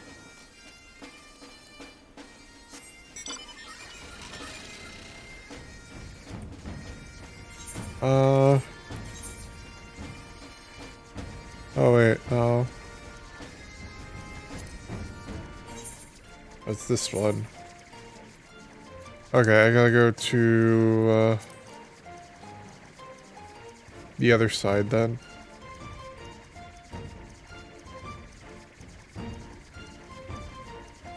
I like grind for the horse mounts, but on Sifwin, but I'm not high enough level to do that yet. I'd say at least I need to at least get to level 70 before I can even attempt to do that. Level 70 with level 70 gear, mind you. Hearken to me, you dastardly rapscallions! You have nowhere to run! Reveal yourselves at once!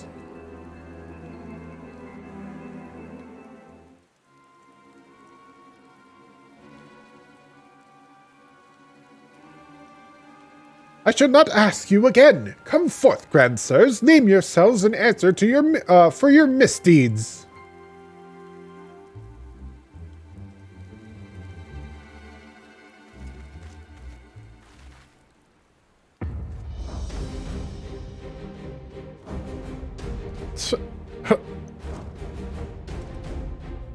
What's up with this dramatic scene? What the hell?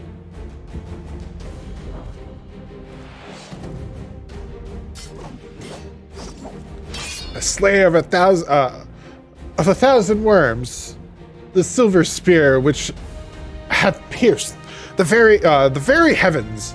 Horland,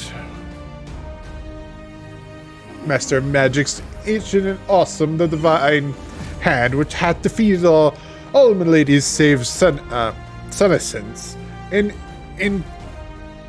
conscience. Goonspot.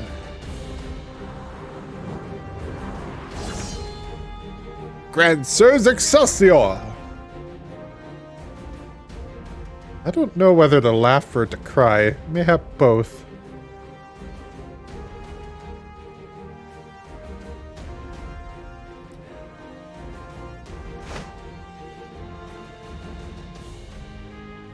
Grandsires!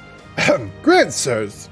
You stand accused of willfully and unlawfully convincing young maidens of Ishgard to attend private parties under false pretenses, thereby inflicting upon them terrible financial and emotional distress.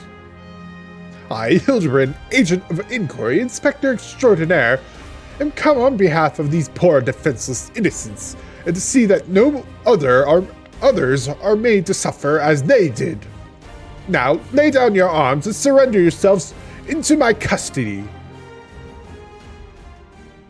Ha! The audacity of this boy. You should feel ashamed of your words and deeds.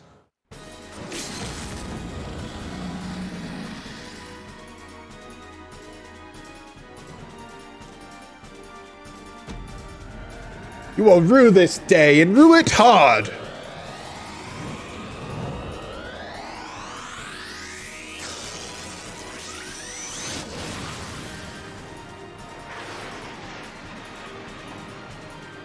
Okay, you use jump. Gods, how I've missed this. The air streaming past, the blood pumping, the taste of copper on my lips, the slight dizziness.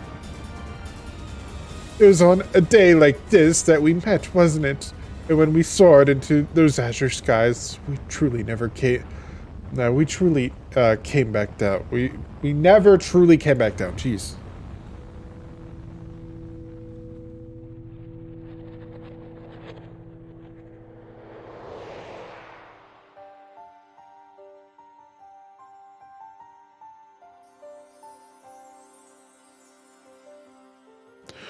Do my eyes deceive?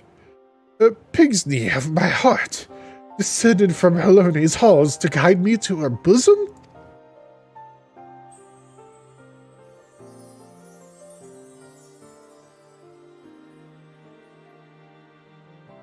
My beloved, my everything, long have I waited for this moment. Take me in your arms once more and lift me higher, higher, higher!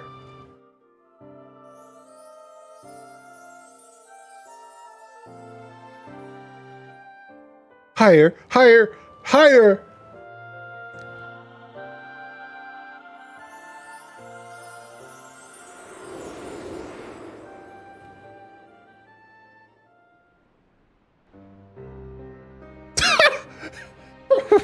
Excuse me? What? Orland! Orland! Orland!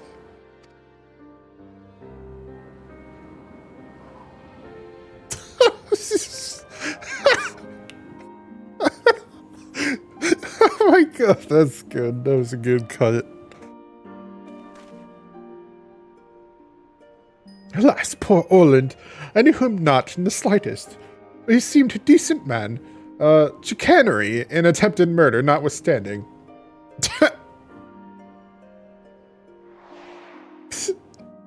You'll rue this day and rue it hard. Oh, are they actually going to show what actually happened?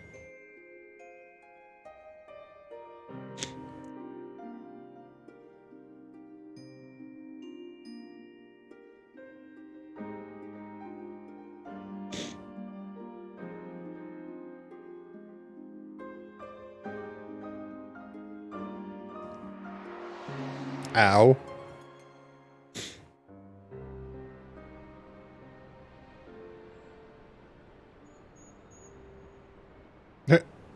Jumped a little too high. Wait, I've seen this before. All too recently. Yes, anyway. He's only mostly dead. If the Master of Magic's ancient and awesome, here acts with all haste, a man may yet be saved.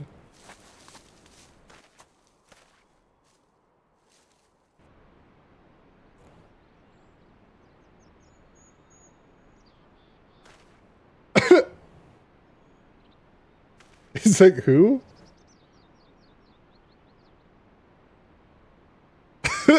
He's just looking around. Oh, you're referring to me, to me. I see. With all haste, was it? Yes, I'll get right on that.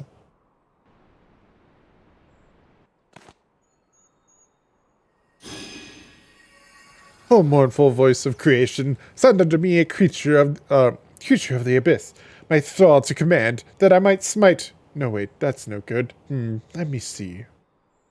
Something of a rather less controversial tradition. Yes. Yes. Something with more pep A vortex of biting wind to rend the flesh. And smite my foes.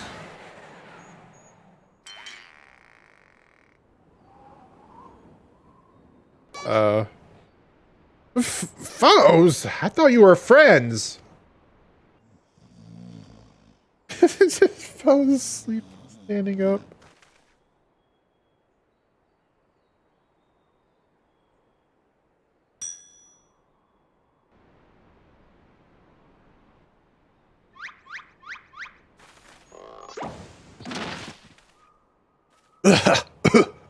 Saint Raynette, pucker me with a bleeding Galebolg. My back, my back!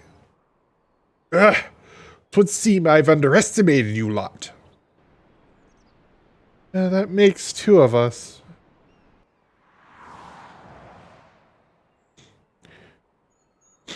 Enough, leave them be. Or do you not care what becomes of the mammoth?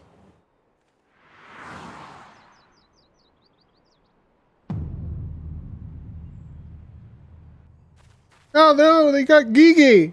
Gigi? But when? How?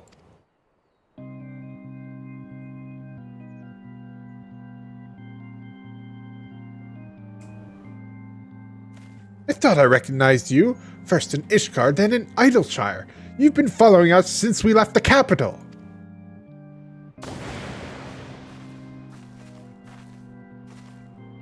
Bearer of faces fair and fearsome, the midnight shadow which hath deceived kings and queens. Doris! You can't possibly have been so naive as to think we'd not see through your ridiculous disguises. Yet here you are, so effortlessly. This is fucking healing. You are so effortlessly and easily lured into our trap, for which we are most grateful, mind. My companions are hardly cut out for life on the road. All has been in preparation for this moment. The parties, the petty schemes, from the first, the objective of this grand design has been this singular mammoth. I swear to you, if you harm Gigi in any way, we have no desire to hurt the boy, but we require his help to reclaim that which is rightfully ours, our youth.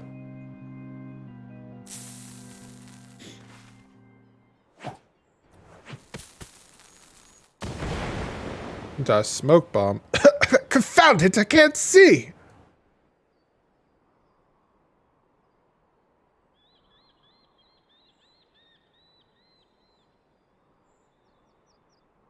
Damn, they're very slowly getting away. Papa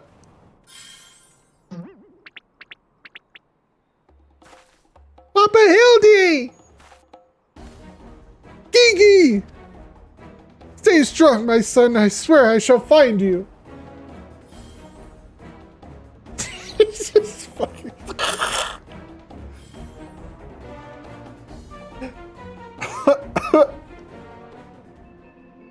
Just stand there and let them get away.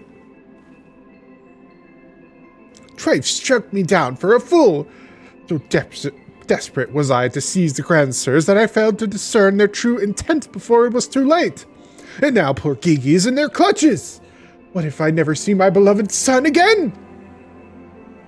I suppose we ought to be prepared for the worst. It could be halfway to Razatan by now. I very much doubt that, given the way they were moving at an Animantoise's pace. The little milksop's right. Let's go get after the old buggers. Huh. That's what my mentor used to call me. Among other things. Oh, the memories. What?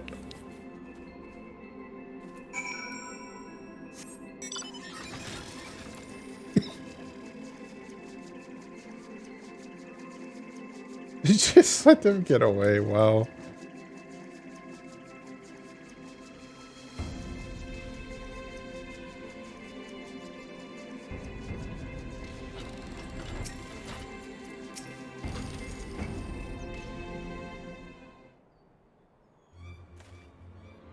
So, it seems that the Grandsirs have been called once more by the very inspector that was trying to catch them.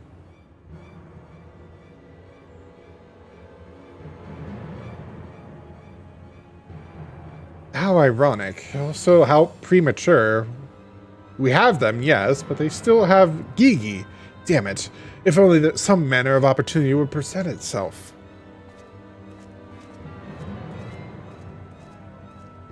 Asking ye shall receive. We can ambush this wizened dragoon, take him hostage, and demand an exchange. Inquisitor Sire, you disappoint me. A gentleman cannot condone the violent kidnapping and ransom of his elders.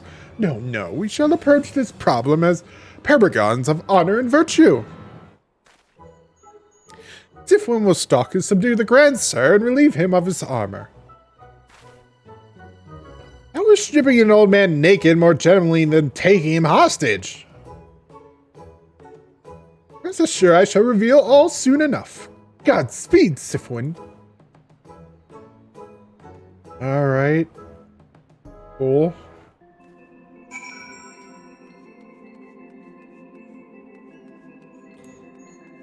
Can I go over here or something?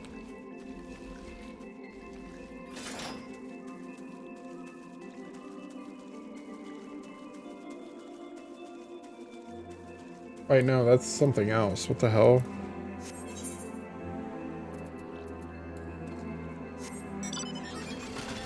Yeah, it's over here. I think that was just a dungeon unlock.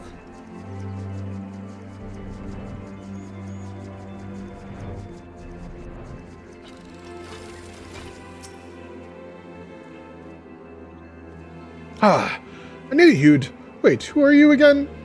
There's something awfully familiar about those muscular forearms, those strong yet tender-looking fingers. I say, would you be so kind as to massage my shoulders, young lady? There's this lingering ache, this tension that, Goldenspart can't seem to soothe with his magics. Remove my breastplate? Oh, of course. How silly of me. Pray, lend me a hand with the straps.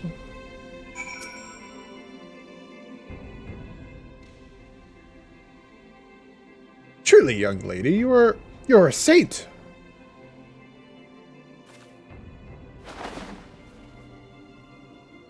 Oh, I swear, it's the little things you begin to appreciate. My dear departed wife used to help me with my armor, you know. Right, right. I should be seated to better receive your tender ministrations.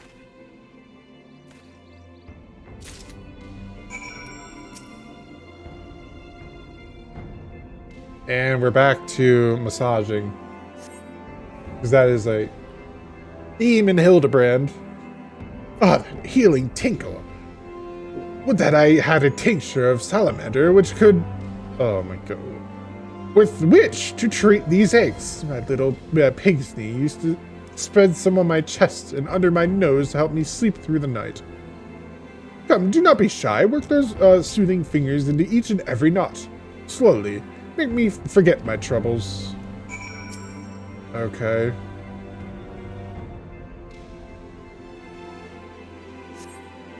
Oh, I'm not reading that.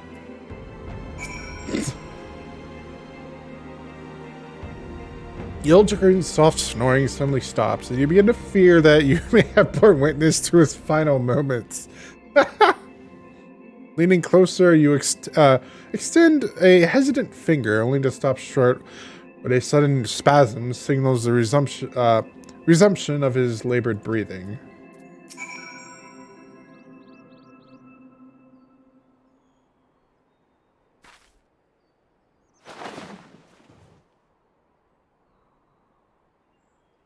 With the utmost care, you remove Orlin's sabatons and breeches, leaving the sleeping old man exposed to the elements and at the mercy of the nearby ravenous bears and tentacled marbles.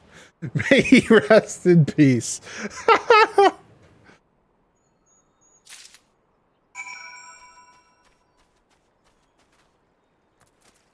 Okay, then.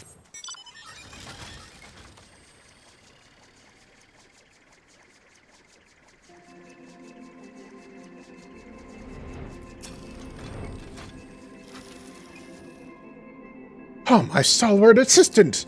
By your return, I gather you have taken care of the dragoon?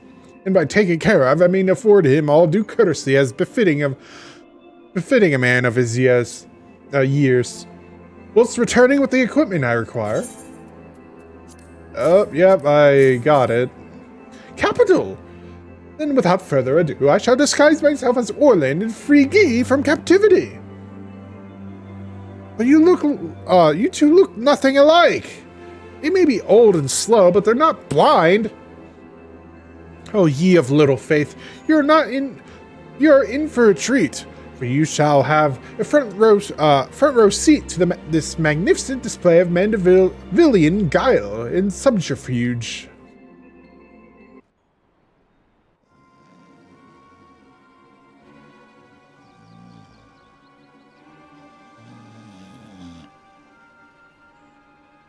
Hey, is it time for dinner yet?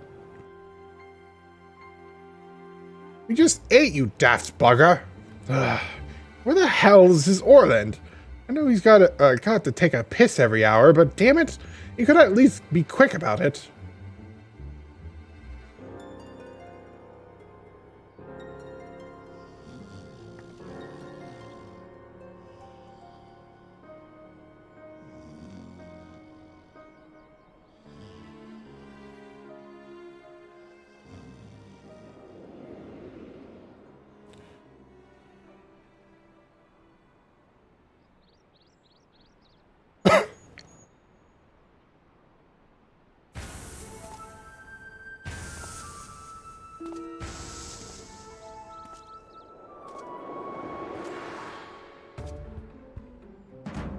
Greetings, fellow, and to Diluvians.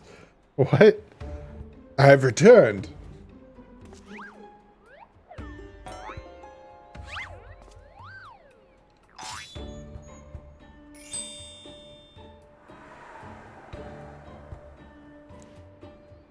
Oh, bollocks.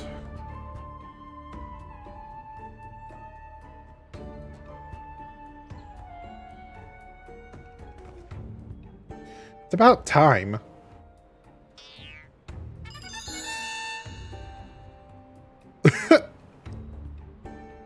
Okay, no, that's bollocks.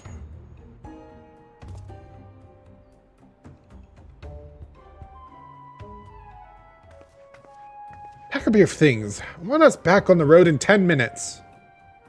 Before we do that, we must first release young Gigi here.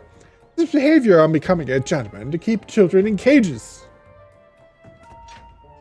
What the seven hells are you blathering about? He's going to get away!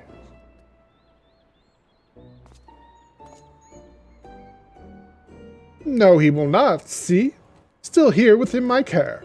Right then, on a completely unrelated note, I shall now take the boy with me on a brief sojourn into the wilderness. Fury, take me, it's working! He's about to walk out of there with Gigi, and he won't even try to stop him! So far, so good.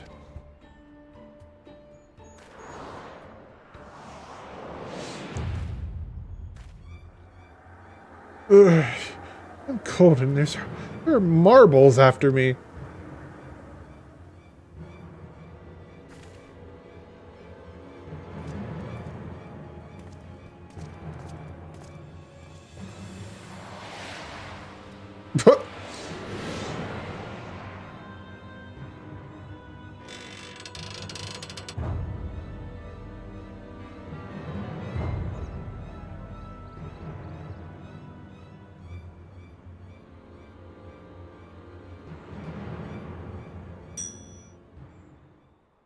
I'm me, but you're also me. That can't be, unless... This is it. This is the moment when my life flashes before my eyes. Oh my, dearest Pigsney. We'll be together at last.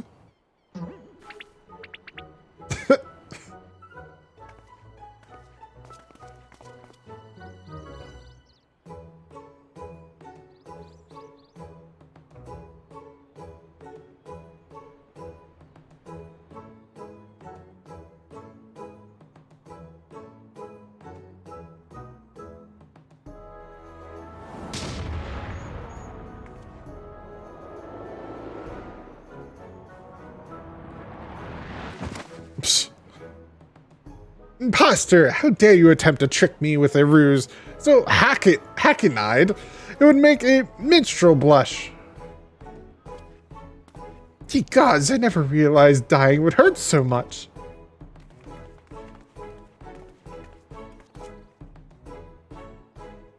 Now's our chance, Gigi. Come with me.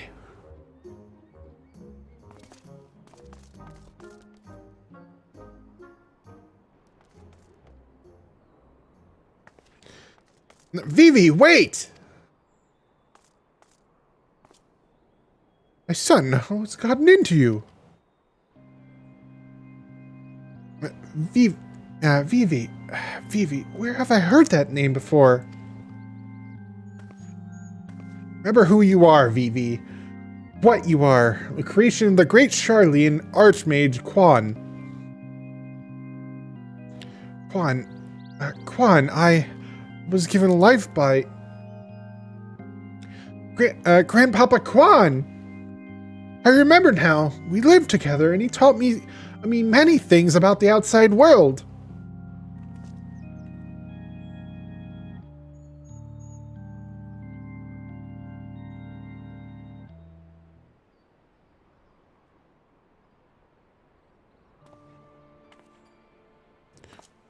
What exactly do you remember, my son?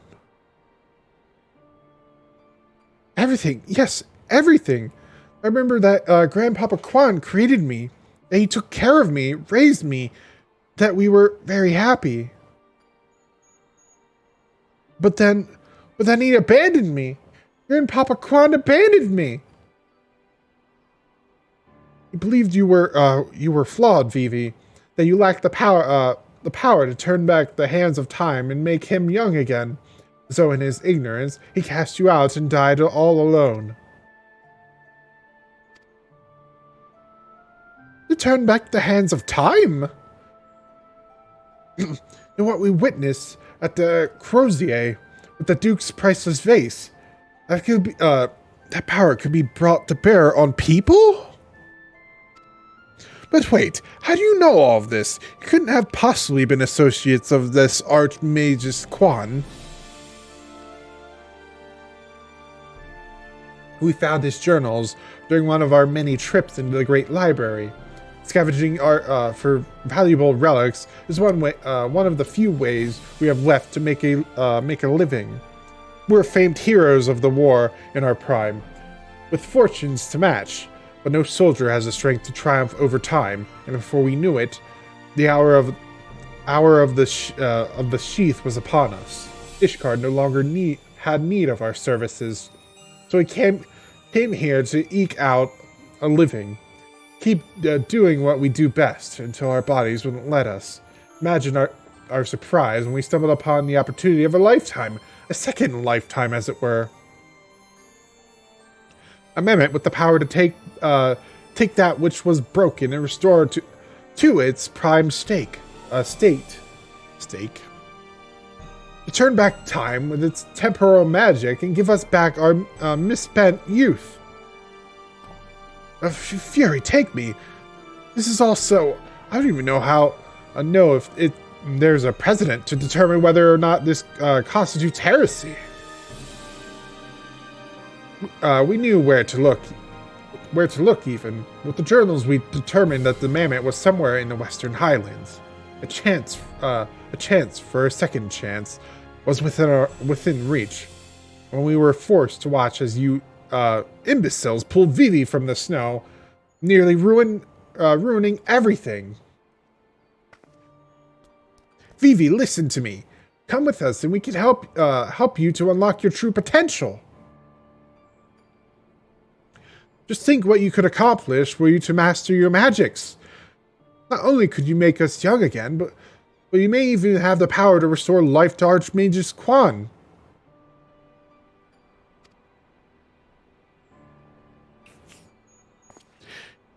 Impossible! No magic can truly return the dead to us. At best, you can animate a corpse and need not review the precepts to declare that the product of necromancy are abominations in the eyes of the Fury.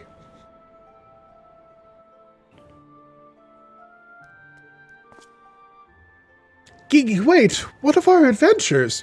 What of our gazebo? Our Mandeville Mehmet? You've always been so kind to me, Papa Hildy. I will forever be grateful for that. But Grandpapa Kwan made me. He made me, and I miss him. So even if it fails, I have to try.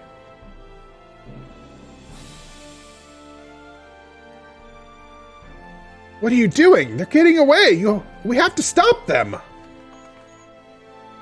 Mayhap we must respect Gigi's decision.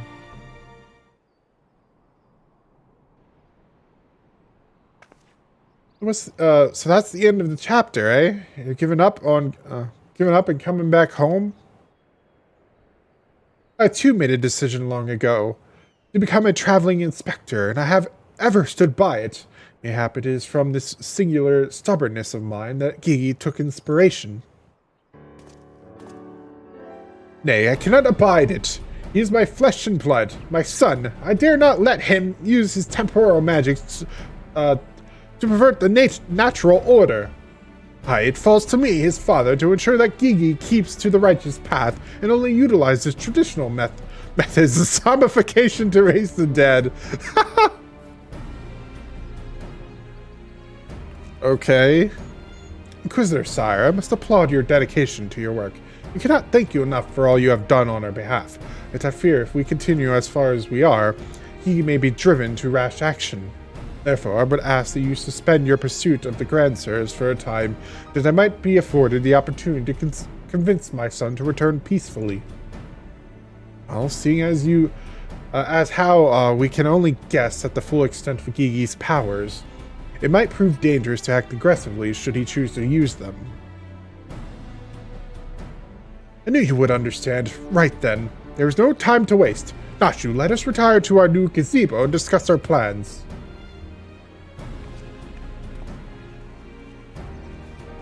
I suppose it'd have been a shame had he given up that easily. Though that means I'll have to stick around even longer. On the other hand, if that bloody mammoth's really got the power to make them young again, then...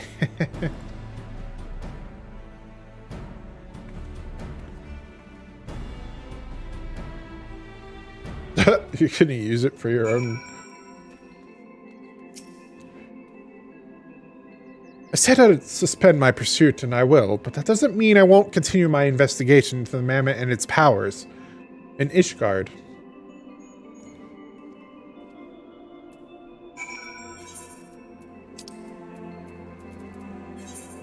Oh, we're going all the way back to Ishgard, I guess.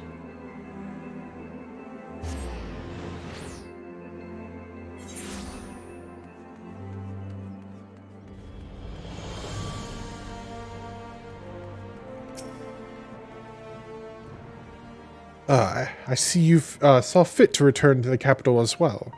The Inquisition has a rather large collection of heretical tomes, including many of Charlian origin, and I don't mind to scour them for information on temporal magics.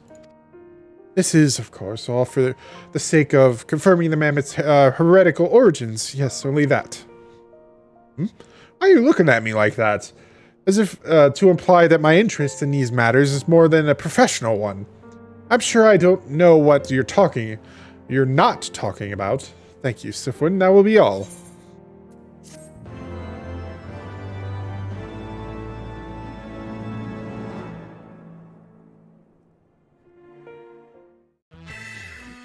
And we're on to the last section of this.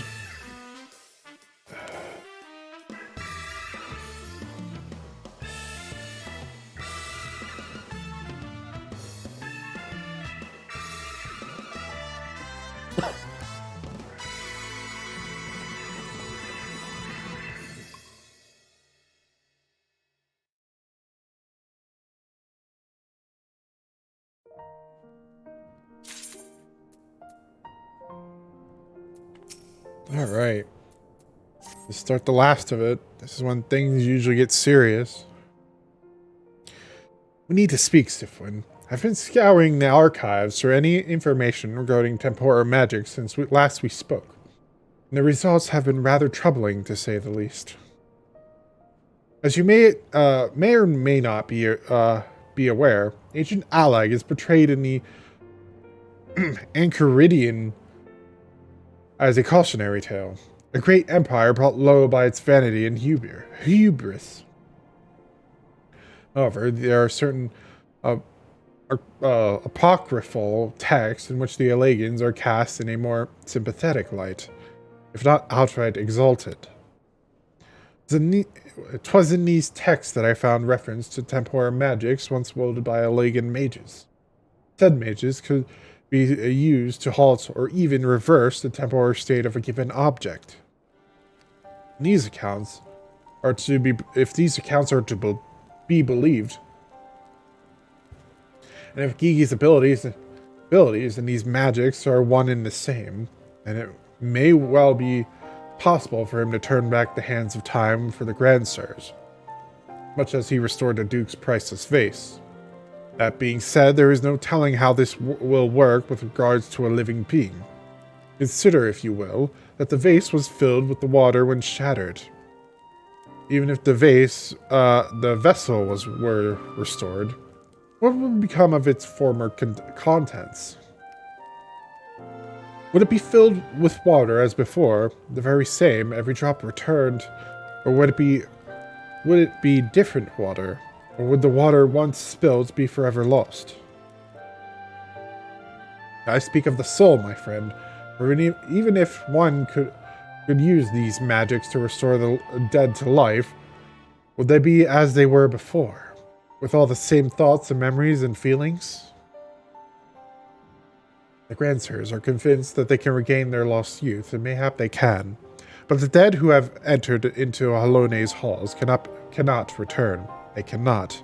Yet Gigi is nevertheless resolved to try and resurrect Archmagus Quan. Speaking of which, according to some Charlene texts in the archives, Archmagus Quan was an accomplished scholar known for his studies of ancient Alagan magics. Further evidence that Gigi's abilities are likely derived from ancient traditions, I suppose. But more importantly, I learned the location of our Archmage's former residence. Mayhap we could find something of interest there, something which could help us to persuade Gigi to change his course. I had in mind to summon Inspector Hildebrand and make the journey there together. Would you be willing to join us? Excellent. Then let us be about our business. I saw you, heretic! I beg your pardon? Are you accusing me of being a heretic? Yes, you, Inquisitor Sire. I saw you sneaking into the archives and seek out the forbidden tomes. Saw the mad light in your eyes as you partook of their forbidden knowledge. Well, for the love of, I did all of that for my investigation. Haha, you admit your crimes that you did secretly without permission in blatant contravention of our rules. Read forbidden tomes. Then by virtue of the authority vested in me by the Supreme Sacred Tribunal of her Hellenic Inquisitory Doctrine. You stupid ignorant. Are you also desperate to keep your goddamned jobs that you'll go around accusing all the world and his wife of heresy? Is that what we've been reduced to? I'm sick and tired of looking for heretics in every bloody shadow, of trying to guess the secret sins of everyone I meet. It's stupid and pointless. We're better than that, damn it! We're better than that!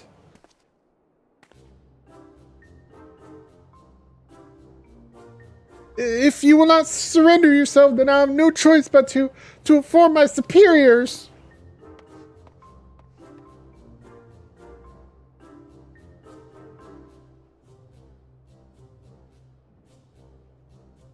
Well, that all came tumbling out, didn't it?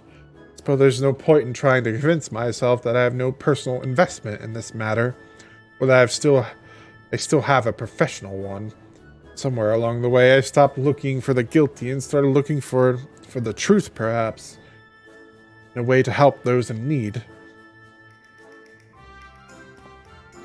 There's no place for people like that in the Inquisition, is there?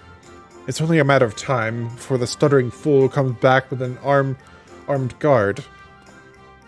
Let's depart for Idleshire at once. We need to find the inspector.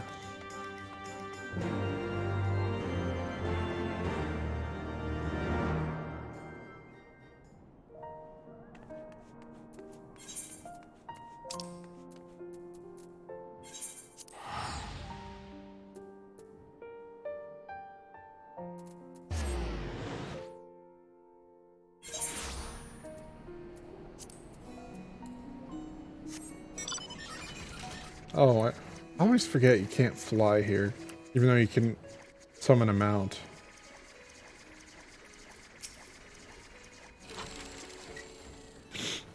It seems we arrived too late. Inspector Hildebrand has already gone off on his own to confront the Grand Sirs. He came back briefly to trade Jiggly Shine for supplies and whatnot. You see, the Gobby's ear caught them trading tongue flaps about killing dragons in the Forelands. When the inspector learned about that, he said he had to go get after them right away and back take Gigi. He said he had a duty, not as an inspector, but as a father. Bugger that, he's got no obligations to a bloody mammoth, especially one that he chose to leave of its own free will, as I recall. I swear, I turned my back on the boy for one bleeding second and he loses his goddamned mind. I'm afraid he might try to do something reckless. Don't you think we should try to find him and offer hand lending? I'm rather more concerned about what will happen if the Grand Sirs attack, or worse, kill any of Hraesvelgur's brood.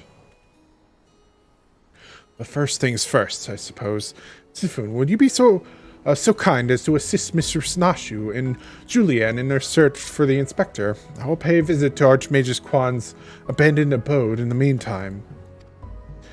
Oh, and before you think to refuse, know that you need not fear for my safety. Let us just say that our singular experiences together have inured me to the harsh realities of, well, reality. Huh. Could it be the scrawny little shites finally found his spine? Let's start by heading to the Tail Feather. I reckon the inspector probably went there first to ask about the Grand Sirs, so if we do the same, we're sure to catch up with him eventually.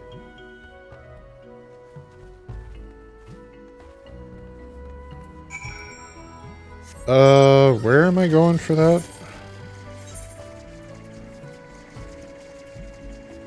Oh, wait, what? Is that right? Oh, I gotta go all the way over there. Might as well teleport.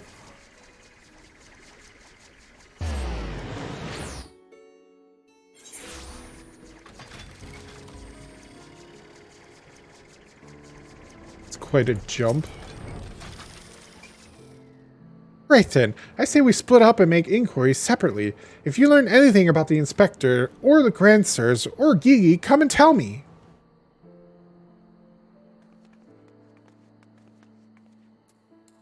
Oh, I didn't mean to push sprint. Well, I might as well use it.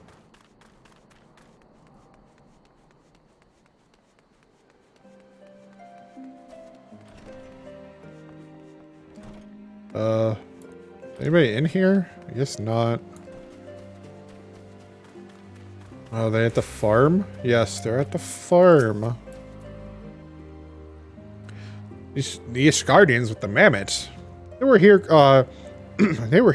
proclaiming to all and sundry that they were going to slay the greatest dragon of them all. The gods only know if the naive fools were serious.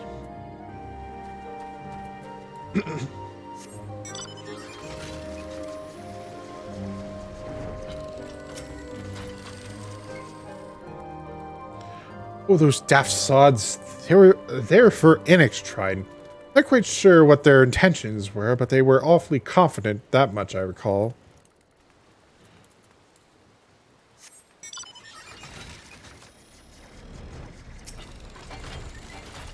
Eh. 3 dragon slayers and a mammoth, eh? I'd call you a mummer if I hadn't seen them come through earlier, boasting about how they were off to kill the biggest one yet.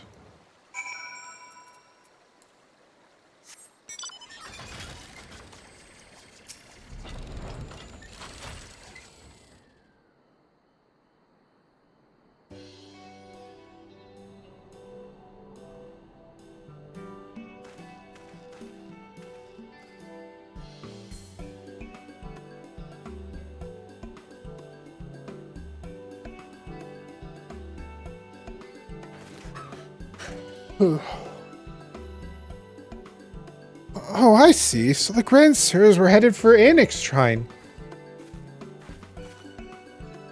My dear boy, I wasn't far behind them either. What are we waiting for? Let's go, let's go!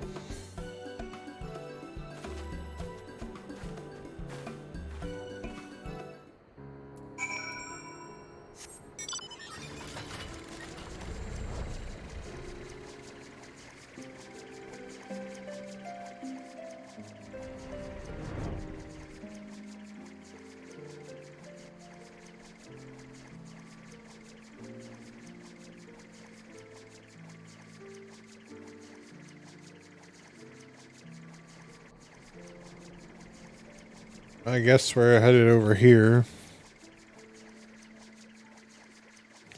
I don't know. I said I was going to maybe do like a crafted video or something, but I don't know if I have enough time to put that work in. We'll have to see about it. I think that'd be more for like a dedicated fort team thing, but I'll see if I can do it, but who the hell knows?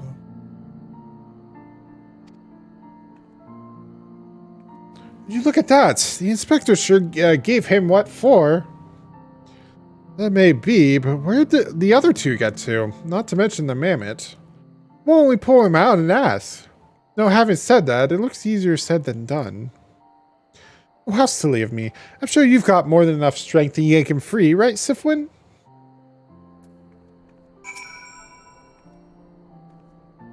Oops.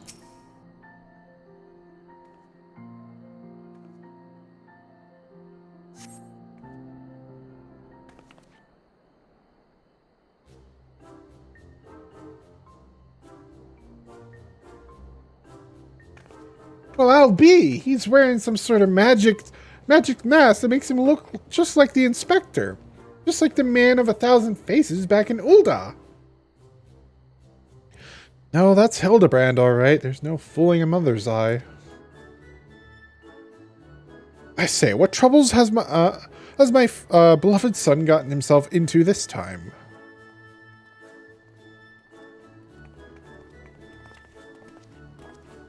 Why, hello there, Lord Godbert and Inspector Sire. How do you 2 end up traveling together? Blind fortune, you might say. I was too far from Tailfeather when night began to fall, but fortunately Godbert chanced to find me wandering in the wilderness. Lord Edmond told me all about this recent trouble with the Grandsers, as well as Hildy's investigation, and a father cannot help but take an interest in his son's affairs, can he? As for me, I was eager to share with you my latest findings, namely Archmage Quan's research notes. Oh, I haven't slept like that since I was buried in the Lich Yard.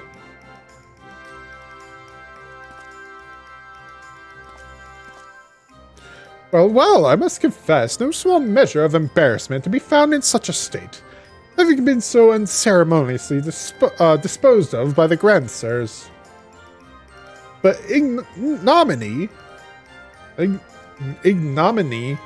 notwithstanding, I am most grateful for your succor, and pleasantly surprised to be reunited with you all. This wouldn't have happened had he waited for us instead of... Wait, why in the hells are you wearing that rubbish? An impenetrable disguise is essential when consorting with the criminal elements. Alas, it would seem the Grandsers have grown more perceptive in their newfound youth. Wait, do you mean they've already gained their youth? What about Gigi? Did you see him? Was he behaving strangely? Now that you mention it, his warm, soulful eyes were rather more pointy than I remember. By the Fury, not pointy. According to Archmage Quan's notes, that's a sign Gigi's using too much magic. If he carries on like this, his aether will be expended, and he'll end up not more than an empty husk. This is terrible news. You must catch up the Grand Sirs at once. You know where they were headed. All I heard was that they were keen to slay dragons. They were bound for the Churning Mist, a place called Zenith, to kill a great worm named Nidhogg. Nidhogg's dead. Really? That all happened? Huh. I meant the other one. Racefelger. Racefelger? Fury take me. What could they possibly hope to achieve?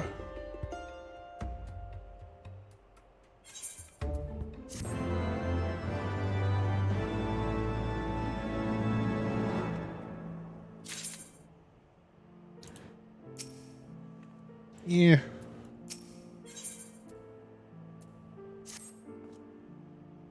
I, Hildebrand, Agent of Inquiry, Inspector Extraordinaire, do hereby ask you all to aid me in rescuing my son and putting a stop to the Grand Sir's machinations. You know, there's really no need for all that. We came because we wanted to help. I, Nashu, faithful assistant, maker of explosives extraordinaire, do hereby present to you this first change of clothing. Capital! I knew I could count on you, Nashu. I shall change en route. Come, my friends, to Zenith and to Gigi.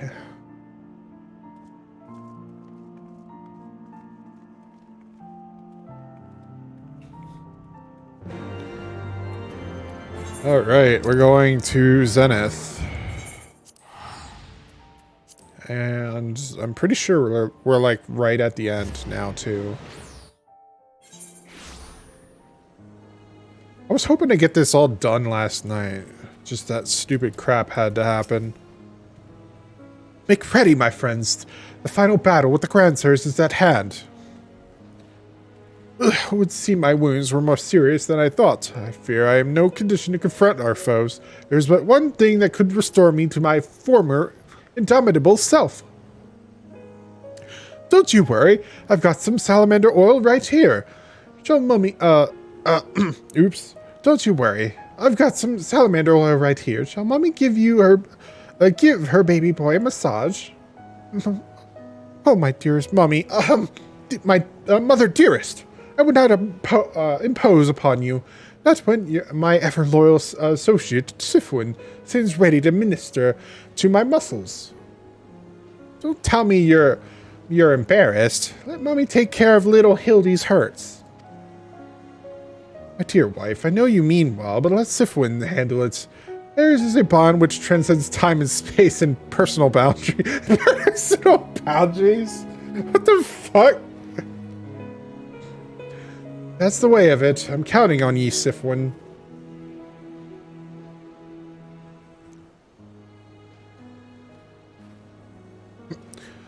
It is, brook no further delay. Come, my friend, coat my body in oil as you have done many times before. Oh my god. Why do you hesitate? Have we not done this time and time again? Oil me up, woman. Yeah, reluctantly. Oh, how soothe my aches and pains. Quick now. Knead it into my flesh. Knead as you have never kneaded before. The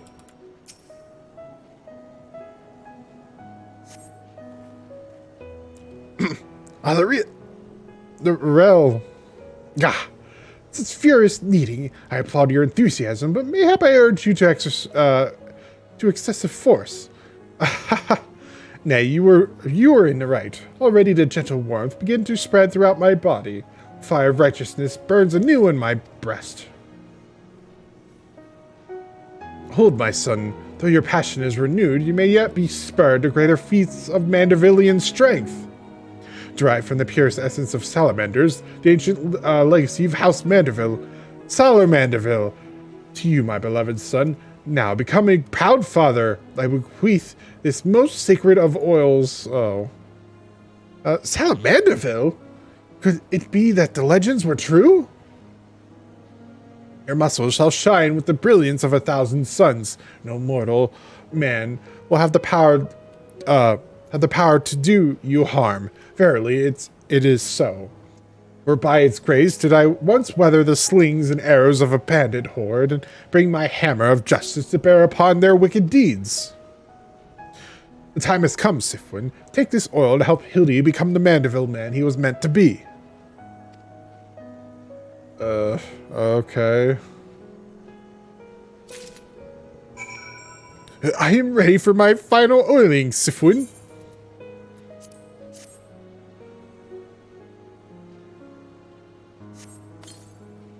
Oh! The sound of Salamanderville. How it flows into every nook and cranny. Quickly now, lay your hands upon me. Massage me with all your might. Okay. Yes! That's the spirit. I can feel it building and rising.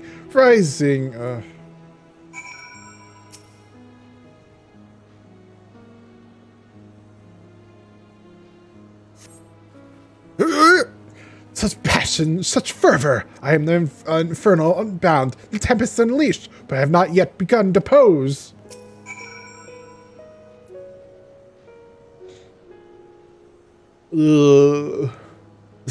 This is... I am a Manderville man! That sound of Manderville is my word. I've never felt so alive. Such vibrant colors, such intense sounds, such fragrant smells. Father, Sifwin, was your oils and your strong yet tender fingers which opened my eyes to the glory of creation, and the gentleman inspector reborn. Onward to zenith, no matter the laws of nature they pervert or the limits they break. The Grandsires can do naught to stop me. All right.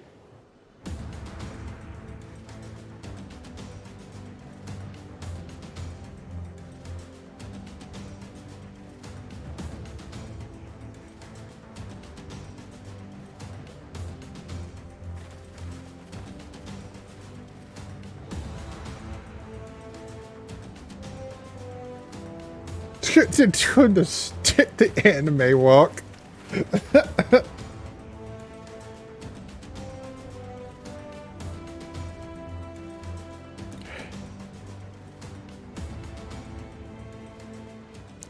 Oh my god, so cliche.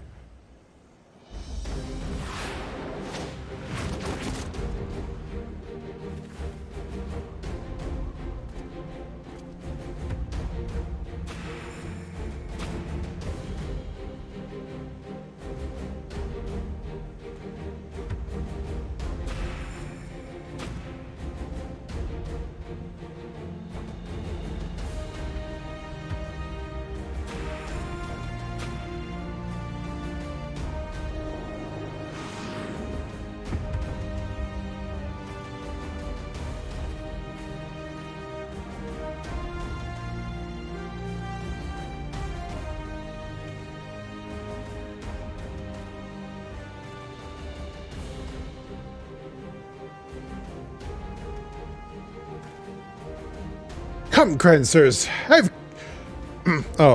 Grandsires, I've come for my son. I was a little dyslexic there. Oh, must we do this now? You have a dragon to slay. There's no need for any of this. The war is over. But not for long. The worm's death will give rise to a new era of fire and blood, and we have consuming his eyes. We'll use our new powers to win untold glory on the battlefield. Our legends will echo in eternity. You would doom countless innocents for glory? No, I won't allow it! Over my dead body! Far be it from us to deny you, then. This is the end for you. The ultimate end.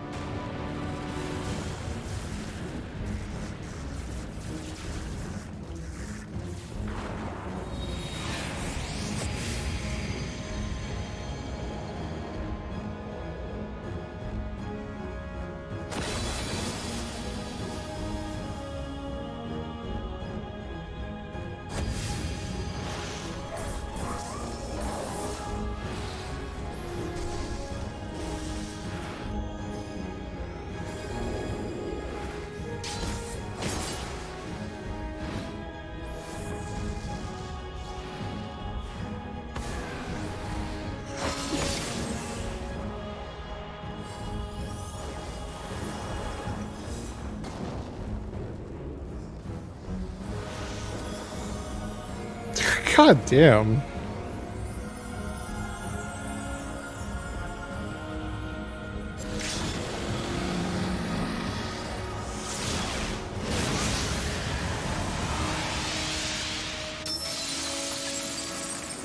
They do that effect, really?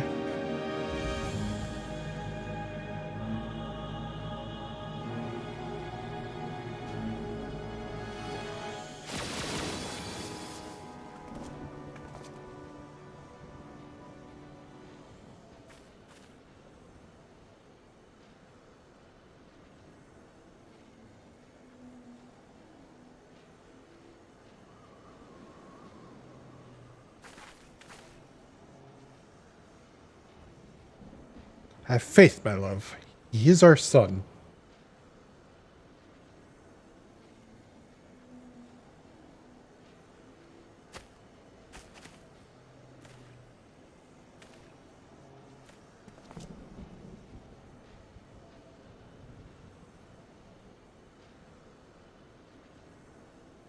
He, my beautiful boy, pray do not look on me with such pointy eyes. Let Papa Hildy take you home to our gazebo. Stop calling me that. My name is Vivi. Vivi! I remember everything. My powers, my purpose, my grandpapa Quan. I made them young again, but it's not enough. I need more. More! I need the worm's eyes, and then I can finally bring him back. I'm sorry, Kiki, but no, you cannot. Grandpapa Quan is gone. He's right, Kiki. Mayhap you could restore his corporeal form and breathe life into it. But his soul, what made him your grandpapa, is forever beyond your reach. That's not true! I can restore anything to its ideal form. To the way it should be. Even Grandpapa Quan. Even you, Papa Hildy. Please, Kiki, you have to stop! If you keep using the power, you'll die!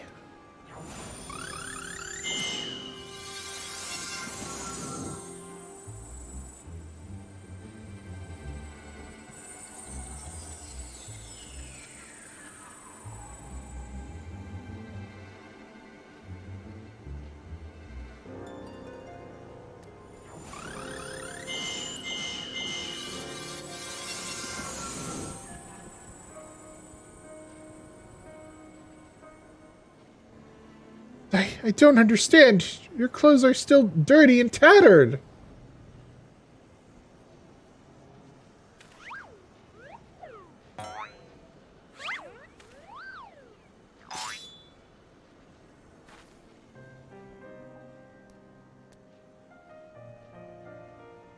As they should be, Kiki.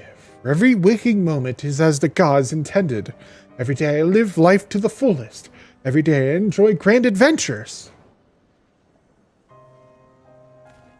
I found your grandpapa's research notes. What he gave you wasn't the power to make things the way they were. He gave you the power to change the world. to make things the way you yourself believe they should be.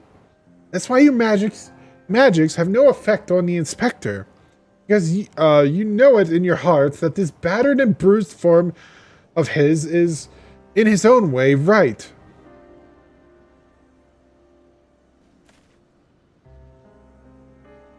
My thoughts exactly, Inquisitor Sire. It is for the selfsame reason that you were unable to make Grandmaster Quan younger. In your heart, you knew there was naught that you needed, that needed to be changed. Your beloved grandpapa was exactly as he should be, for every day was to be treasured and worthy of a celebration.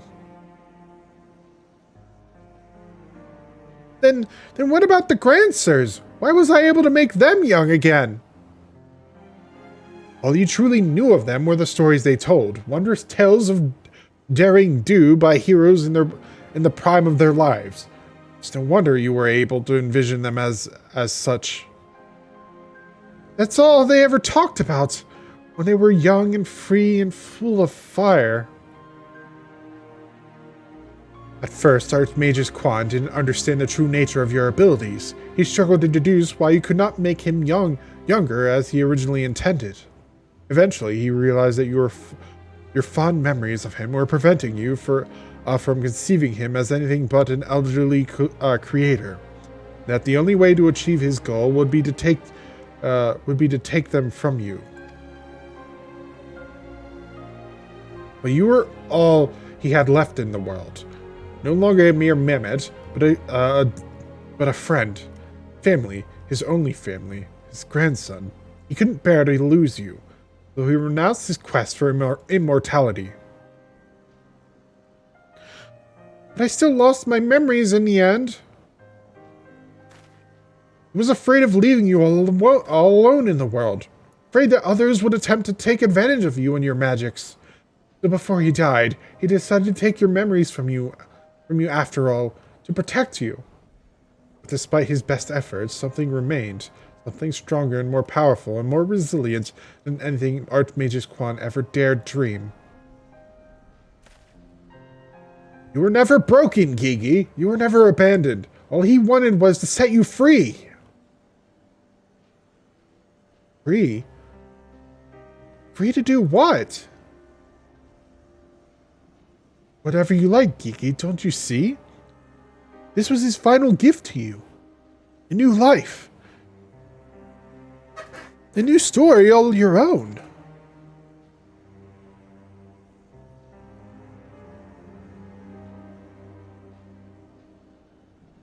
This has all been very, very touching.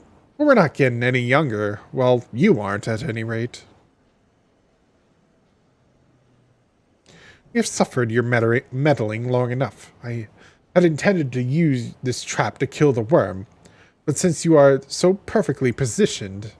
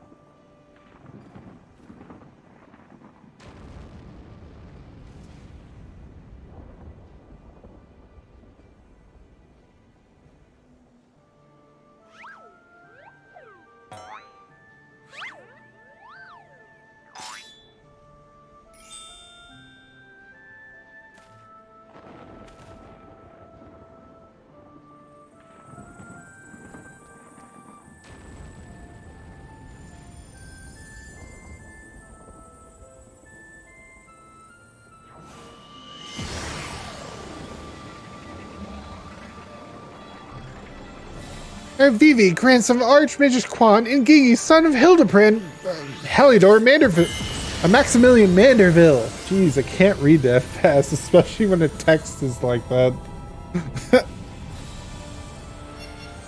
It makes it a little hard to read.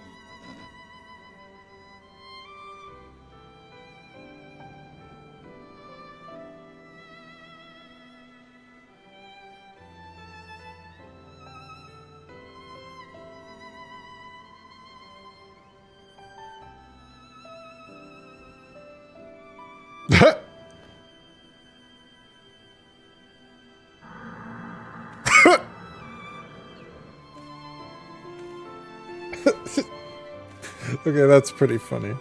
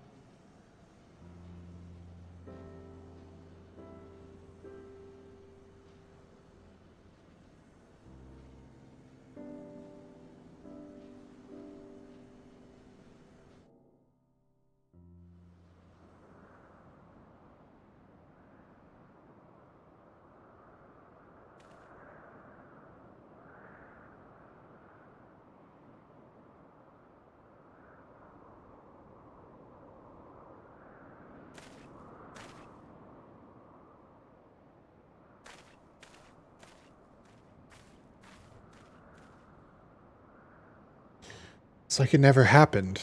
The last of his strength, he turned back to the hands of time. Not just for the pillars, but for us all.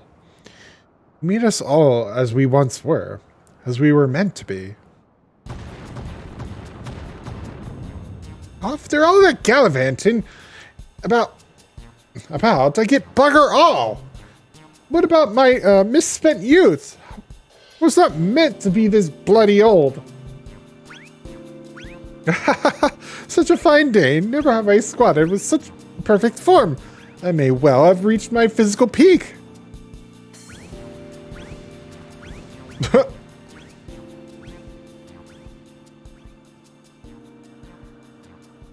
What rot. Act your age, you daft sod. You look foolish. You should be grateful. Gigi saw what you had become and gave you a second chance.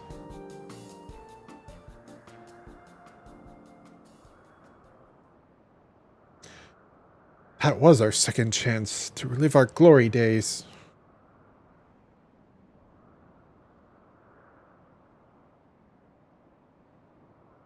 It was all rather silly, though, wasn't it? Mayhap Quan had the right of it. Maybe it's not so bad growing old.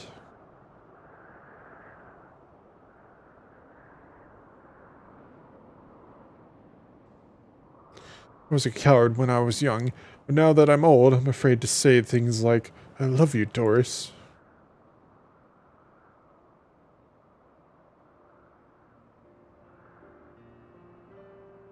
You're a blind, bloody fool gone smart.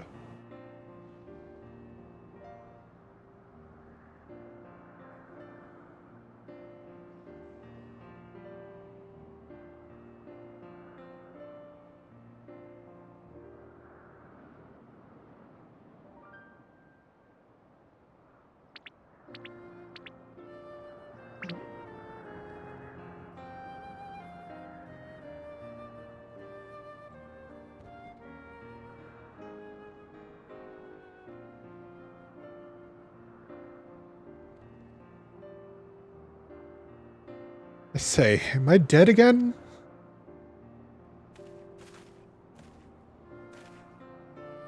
Quite alive, Inspector, all along with everyone else, thanks to Geeky. The Grand Sirs are also in our custody.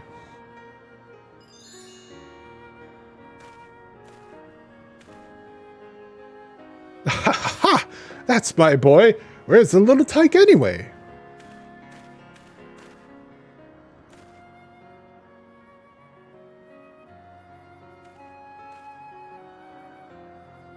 Gigi embarked on a grand new adventure. He's no longer with us.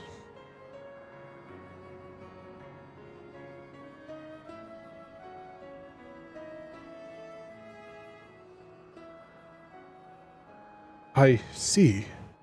That's what he wanted then. I could not be happier for him. I'm sure Archmage Quan would feel the same way.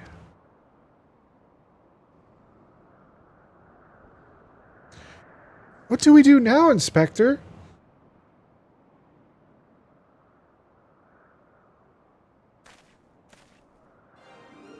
not obvious, Nashu? The wide, wide world beckons to us, with the promise of a mystery and wonder, which I resume our never-ending quest for cases perplexing and profound, and perhaps one day we shall meet young Gigi again.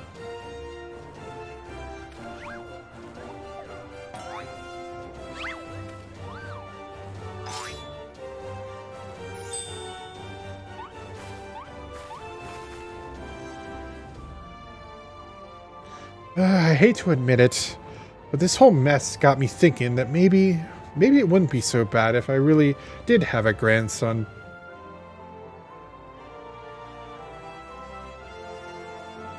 You did right by Gigi, Hildy. Your father and I can see that. We're proud of you, of the man you've become. And I am proud of you too, Mother, for finally coming to terms with the ephemeral nature of physical beauty and allowing yourself to age gracefully.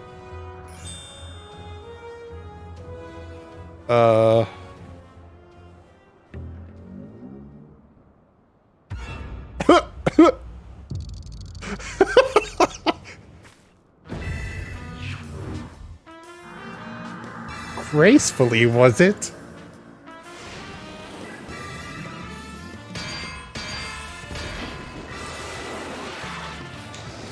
I fear we may have had a failure to communicate!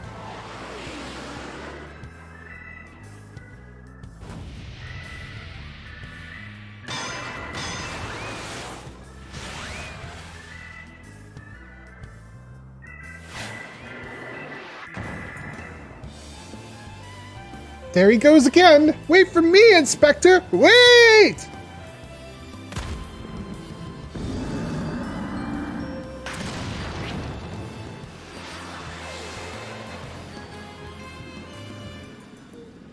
Hark!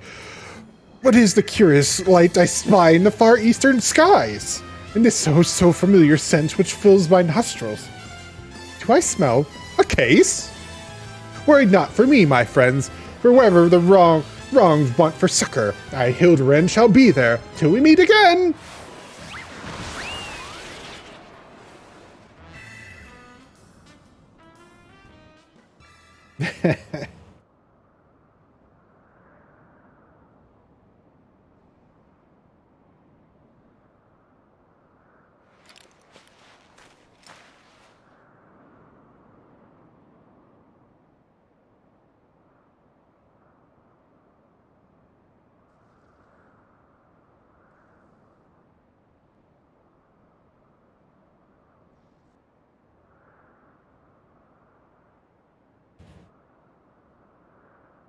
I say, you do know that so long as the core remains intact, that Gigi is not actually dead. That's right. So dry your tears, boy. There's no need for all this moping about. He has fallen into a dormant state because he used up all his aether. His core will gradually recharge as it draws upon the ambient aether, and in time he will awaken from his torpor. I shall tend to the child for now.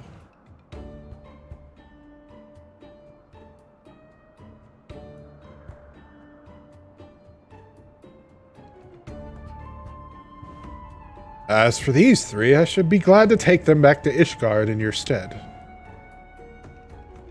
A most generous offer, my lord, but hardly necessary. After all, 'tis my duty to bring them to justice.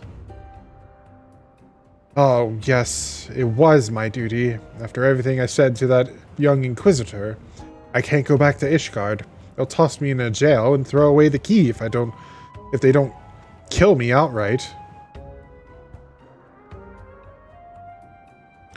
To go to Idleshire and live in Hildy's gazebo. Someone ought to look after it while he's away, no? That doesn't sound all that bad, actually. Well, glad am I accept your offer.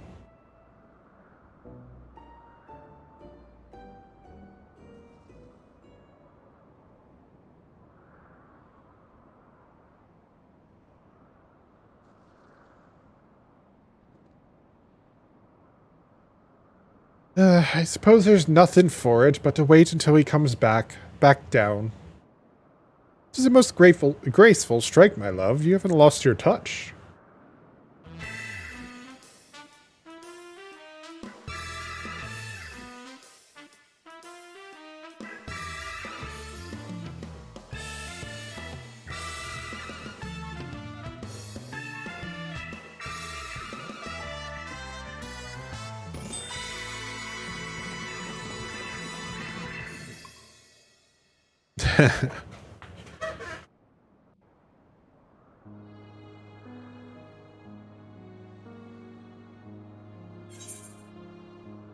We're not done just yet, though. I suppose there's nothing for it but to leave the Grand Sirs to Lord Godbert, and as for me, to see that to Inspector Hildebrand's gazebo. I'd like to thank you for everything you've done. If you find yourself in Idleshire, come and see me. There are a few arrangements that I need to make, but I can't imagine that it will take that long for me to settle in. Thank you, my friend, until we meet again.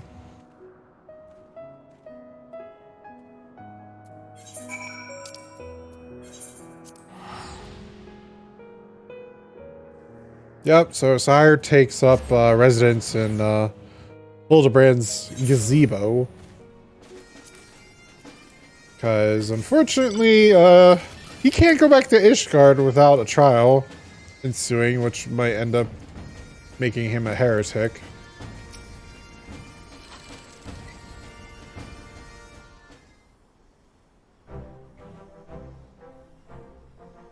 Looking back on the course I've run, it's not hard to think of the man I was and feel ashamed. Before I took on this case, I had only left the capital a handful of times.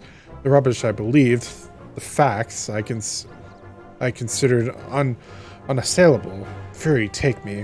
What a fool I was. If I hadn't met you and the Inspector and Gigi, I would have never realized how much I had come to hate my job. Nor would I have discovered how much more satisfying it is to seek out the truth, the whole truth. One might say that getting labeled a heretic and having to flee Ishgard is the best thing that could have happened to me. After all, now I am free to start a new life here in Idleshire as a consulting inspector. But enough of that. There is someone I would like you to meet.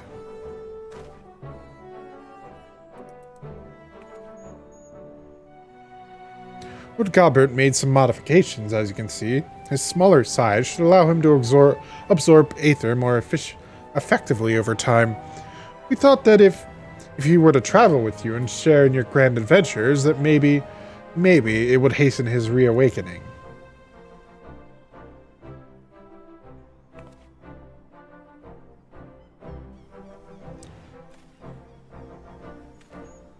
Thank you, my friend. I do hope our paths cross again someday. May the Fury bless you and keep you.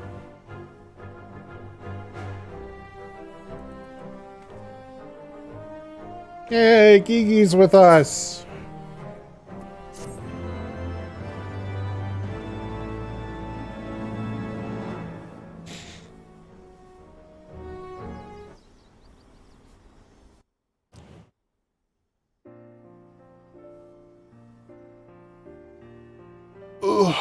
Oh, I forgot about this credits sequence. Or this, like, after scene thing.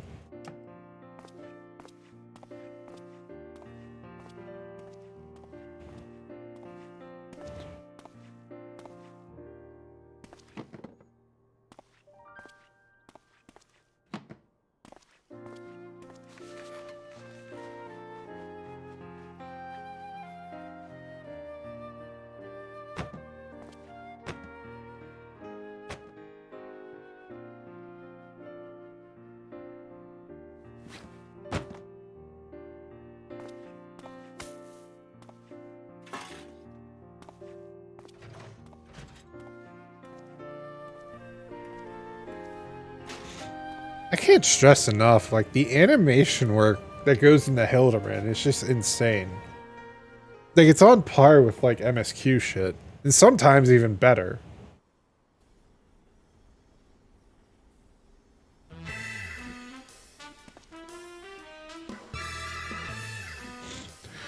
And Hildebrand stuff, oh, It's a zombie guy. I didn't notice that. Oh, they're waving.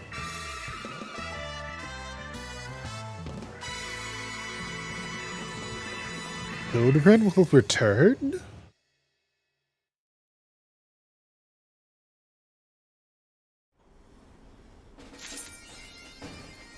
And that is all of Hildebrand and Heavensward. Yeah, it's not that long. At best, it's like 3 hours. 3 to 4 hours of content if you watch the cutscenes. I know, like, a lot of people don't really like the Hildebrand stuff. And that's completely fine. Because, again, comedy is subjective, but unfortunately for everybody that wants to do the current relic weapon, you have to do it. So, luckily, skipping cutscenes, if you're not interested in the Hildebrand stories and the comedy and all that, skipping the cutscenes, it'll only take you about 2 hours for the Heavensward stuff. Because I've done it on my other character, my other alt. So, it won't take that long. But, yeah, I think so there's only a couple things I can think of doing. But, unfortunately, I don't think I can do Palace of the Dead. Yeah, I don't think I can do Palace of the Dead stuff unless I have a group. A dedicated, like, party to do it. Because we need to get to floor 1 to 100 if we're gonna do the Palace of the Dead content. Even then, I have to go back and finish a side quest as well to be able to do it. To get, like, the full context behind Palace of the Dead. Which I haven't yet done. Yet. It was the one quest that I picked up while trying to do patches or something. It was the one dungeon. Let me look. I have it. It's a Realm Reborn dungeon. It was a hard mode dungeon. Let me see. It's not that. Oh yeah, it was the Tamtara Deepcroft quest is related to Palace of the Dead. So I have to do this quest first before I would want to do Palace of the Dead. But other than that, there's nothing else I can really do. I could do the relic weapon, but I'm not doing that. That's honestly not worth it. You don't want to do Heavensward relic weapon level synced. It's a pain in the ass. It's gonna take you forever. Then again, like, doing the relic weapon for Dark Knight probably wouldn't be so hard because I'm a tank. And I would get better Qs with it, but it would take twice as long. And I don't know if that would be interesting. Like, I don't know. I'm still, like, kind of delaying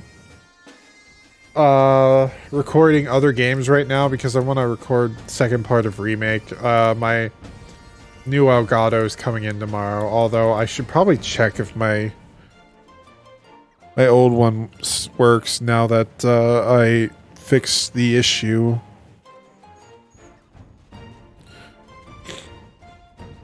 Is that the issue that I was having before was affecting my webcam too, so maybe Elgato will work now.